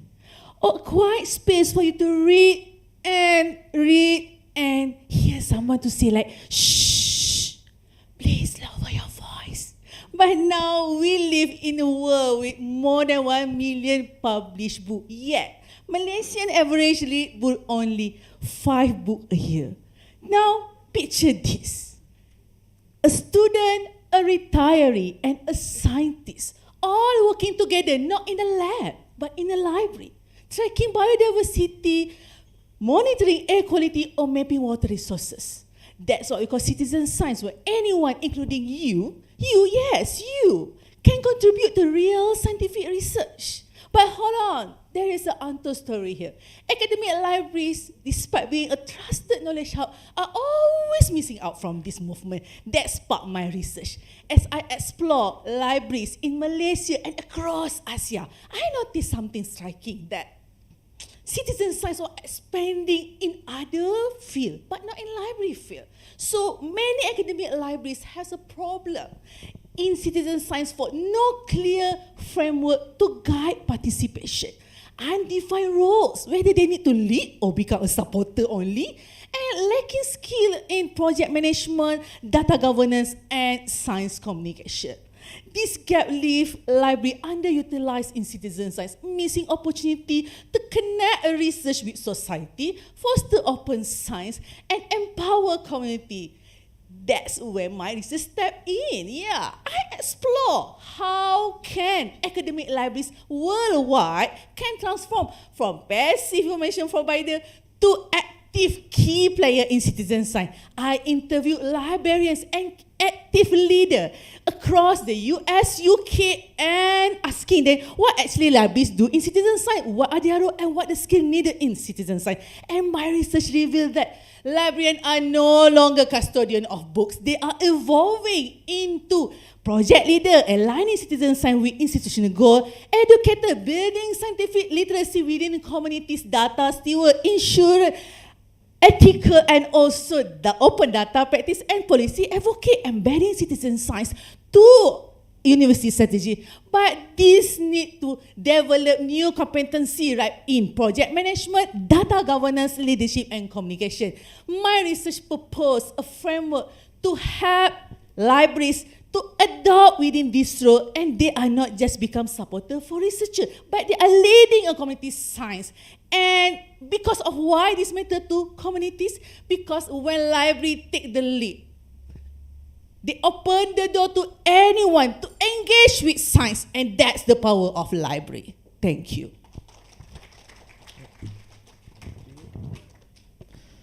Okay, so I would like to invite the next presenter, Bai Shuo, from the Faculty of Business and Economics. Please welcome.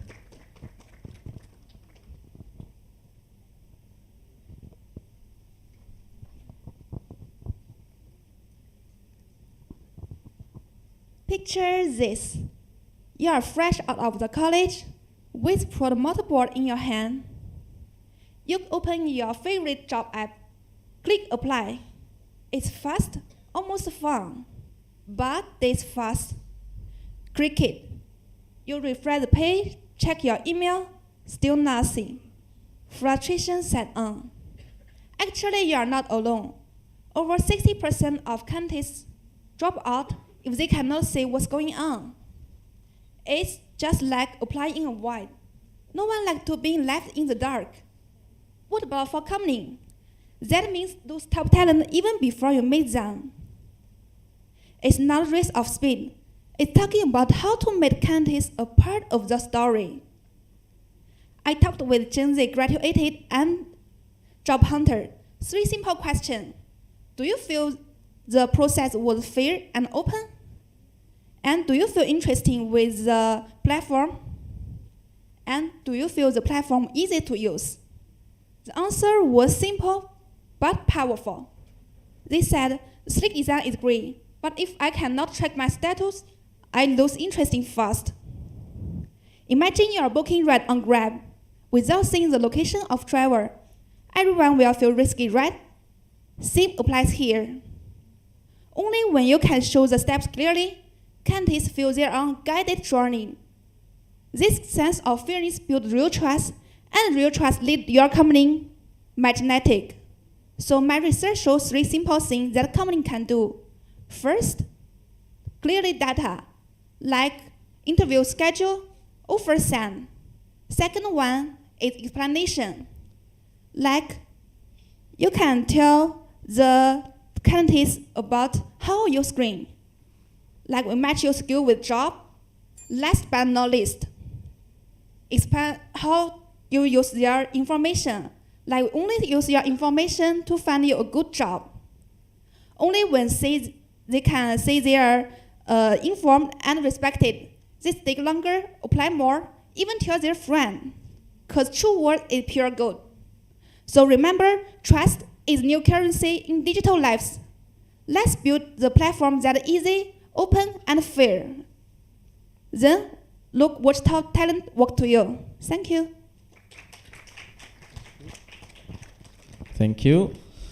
Okay, so now we have our final presenter for today. I would like to invite Nur Azlina Liana binti Ibrahim from the Faculty of Dentistry. Please welcome.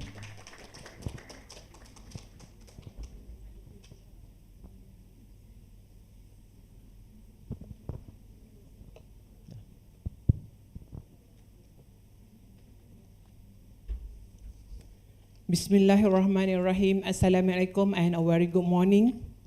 We always see that female dentists wearing their professional white coat look so confident, look so competent. They were trained to become highly skillful professional, to treat our patient in the dental clinic and in the hospital, to bring back patient smile on their face. But behind that professional smile, the silent struggle exists. I mapped the global literature about what are the challenges faced by female dentists, and the result was so alarming. Despite the increasing number of female dentists globally, female dentists persistently experience gender-based challenges such as gender bias, discrimination, sexual harassment, traditional role as a homemaker, and preconceived idea about women. But what about our Malaysian population? Do they also experience similar kind of challenges? I'm conducted in-depth interview with female dentists working in the both public and private sector in Malaysia, and the result was so rich. Some uplifting story and some heartbreaking story. No wonder during the interview, some of them even cry. I'm just wondering, why do they cry?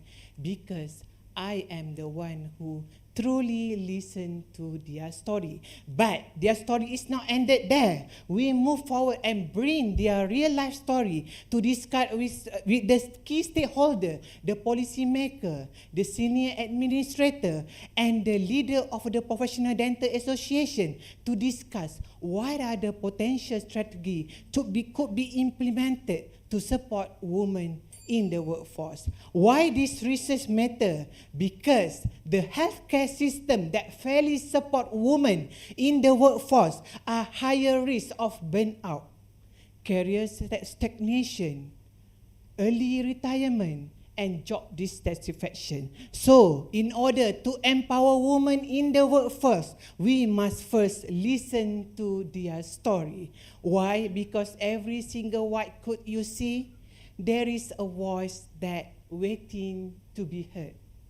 In order for us to have our happy children, we have to become happy mother. In order for us to have happy patient, we first have to become happy provider. Do take care of our health providers so we can take care of our Malaysian smile. With that, thank you.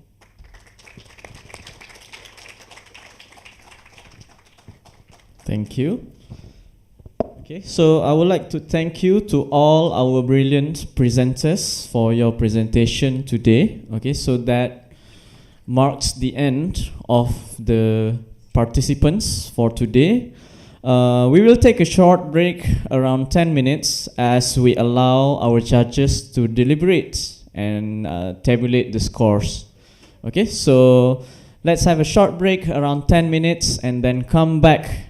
And after that, we will announce the winners and also the ones that are going to represent our university for the national level. Okay, so thank you.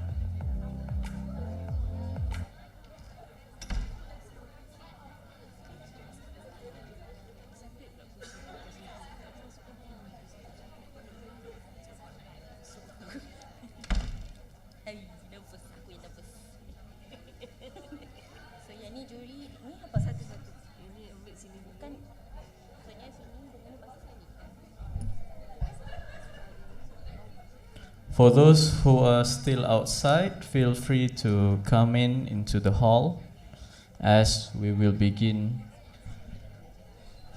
the ceremony very soon.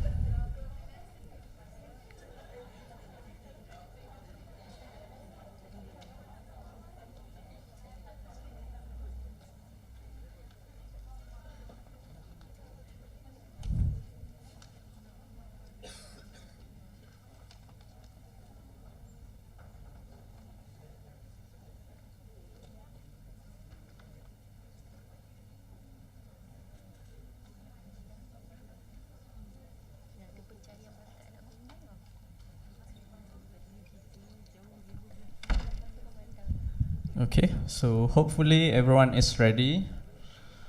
The results are in my hands. Okay. All right, but before that, on behalf of faculty, on behalf of organizers of the UM3MT 2025, we would like to extend our heartfelt appreciation to all of our judges who have spent their time today and evaluating our presenters for today. Okay, so for that, I would like to invite the Dean of the Faculty of Computer Science and Information Technology, Associate Professor Dr. Norisma Idris, to kindly present tokens of appreciation to our esteemed panel of judges for their valuable time and contribution to today's competition. Okay, so first of all, I would like to invite the head of judges, Professor Technologist Dr. Noor Badur Anwar Jumaat from Faculty of Computer Science and Information Technology.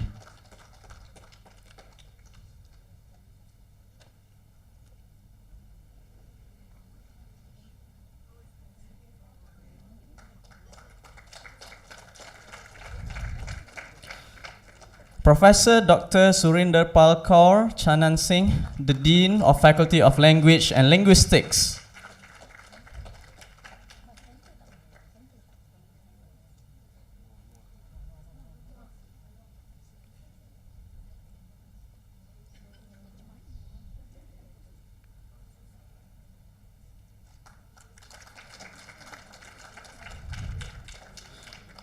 Professor Dr. Firuza Begum Mustafa, Deputy Dean of Postgraduates from the Faculty of Arts and Social Sciences.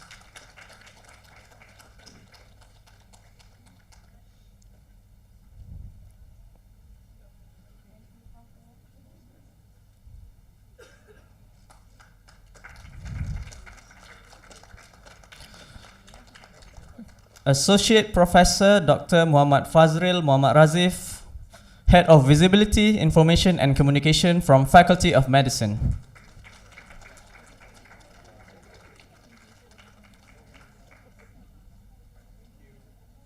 And finally, Madam Zafirah Bahiyah Zulkifli, CEO of Petronas Innovation Garage.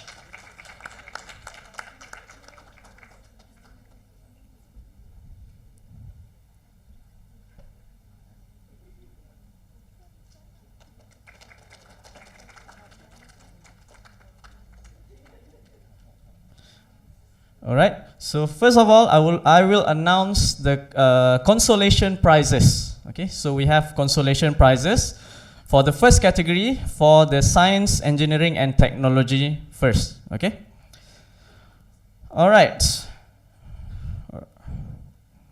So the first consolation prize goes to Darwin Rozhan Shah bin Iskandar Shah Parameswaran from Institute for Advanced Studies. Congratulations.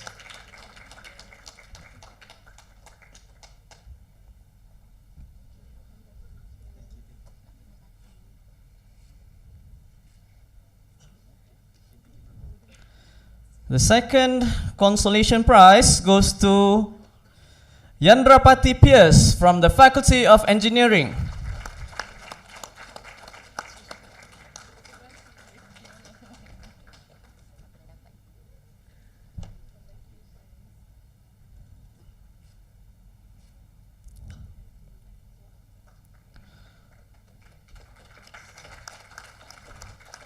Okay, so the final the final consolation prize goes to Siti Akilah binti Sabaruddin from Faculty of Science.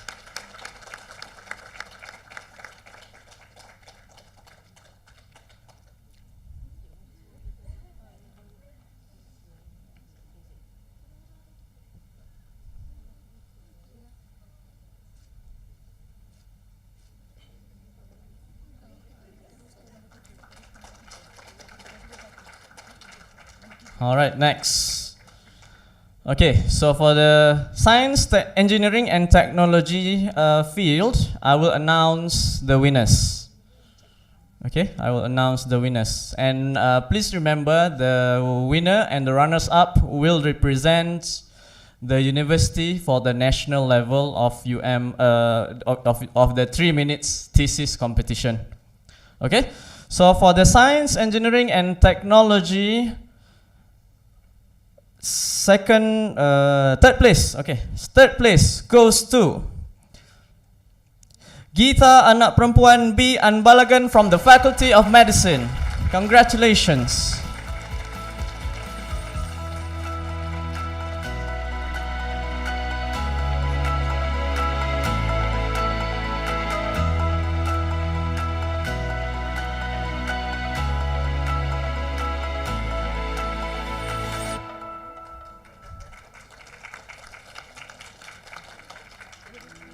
Okay. Second place goes to Nicholas Tong Lee Ji from the Faculty of Dentistry. Congratulations.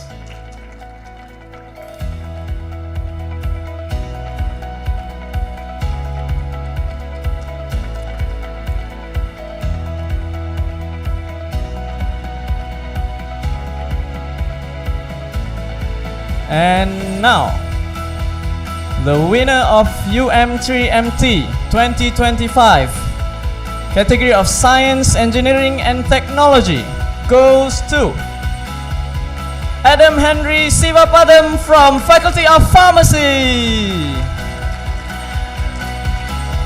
Congratulations.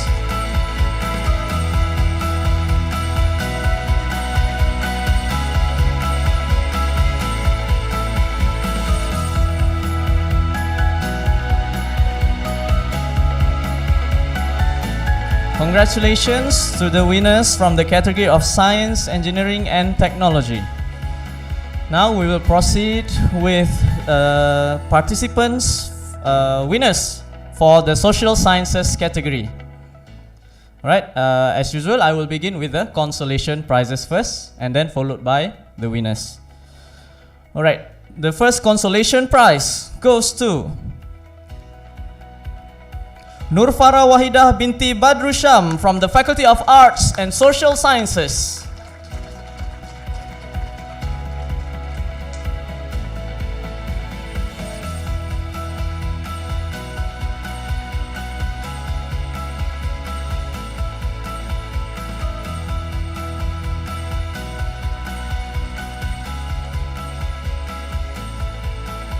The second consolation prize goes to Suhaila binti Muhammad from the Institute for Advanced Studies. Congratulations.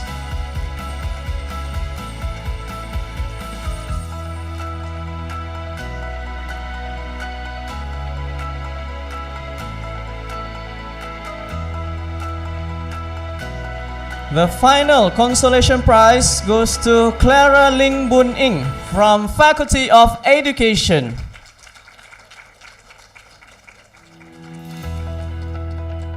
She's not here.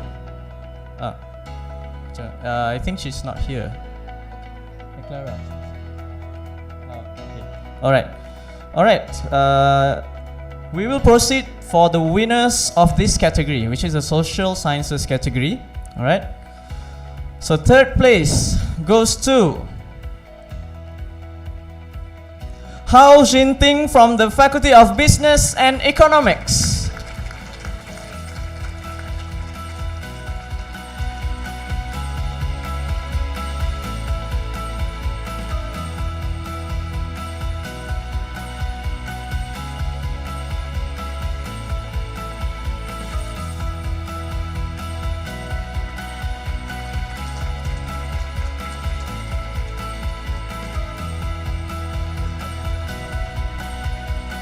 The runners-up goes to Muhammad Taftazani bin Abdul Rahman from Academy of Islamic Studies. Congratulations.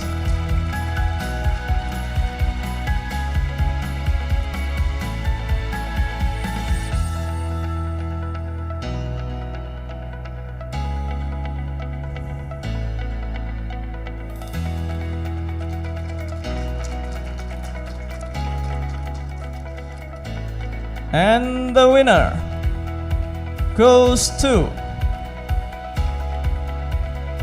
Ngan Shu Wen from Faculty of Arts and Social Sciences. Congratulations.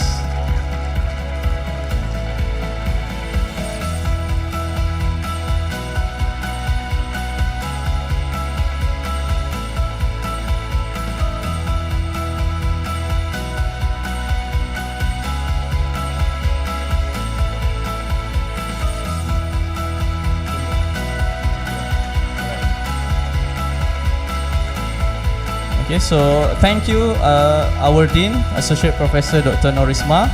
And I would also like to congratulate all our winners and representatives. We are confident that you will make UM proud on the national stage. Best of luck to you. Okay, so I would like to invite all winners first. Okay, first invite all the winners for a group photo with our judges and VIPs on stage. So I would also like to invite our all winners lah. First, including the consolation prizes winners, to be on stage together with our panel's judges for a quick photo to commemorate your winnings today. Okay, all right. So bring all the mock check with you. We'll take a quick photo session.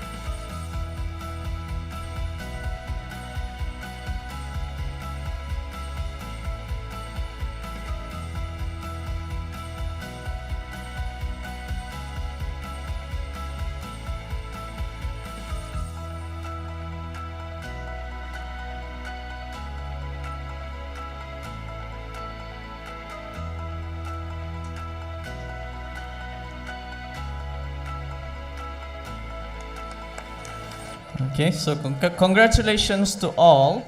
Okay, congratulations to all. Last but not least, we will have a quick photo with everyone. So please take your seats. We will take a photo from here, from the center of the hall.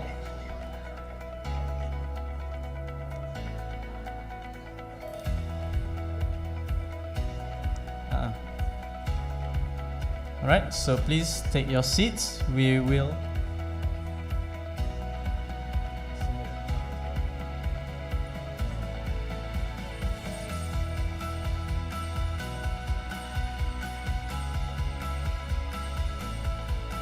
Okay,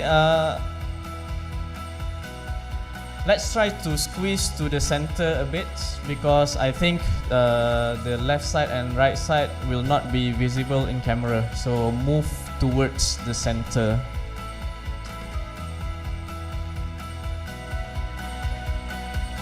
Alright, move towards the center, and I think you can feel the stairs as well. Only the stairs are visible in the camera.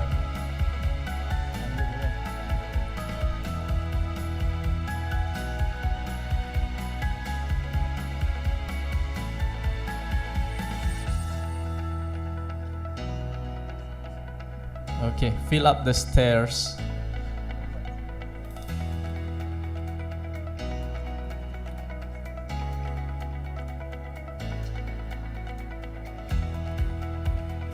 Okay, so alright, hopefully everyone is ready. 1, 2, 3. 1, 2, 3. 1, 2, 3. Yep. Oh, okay.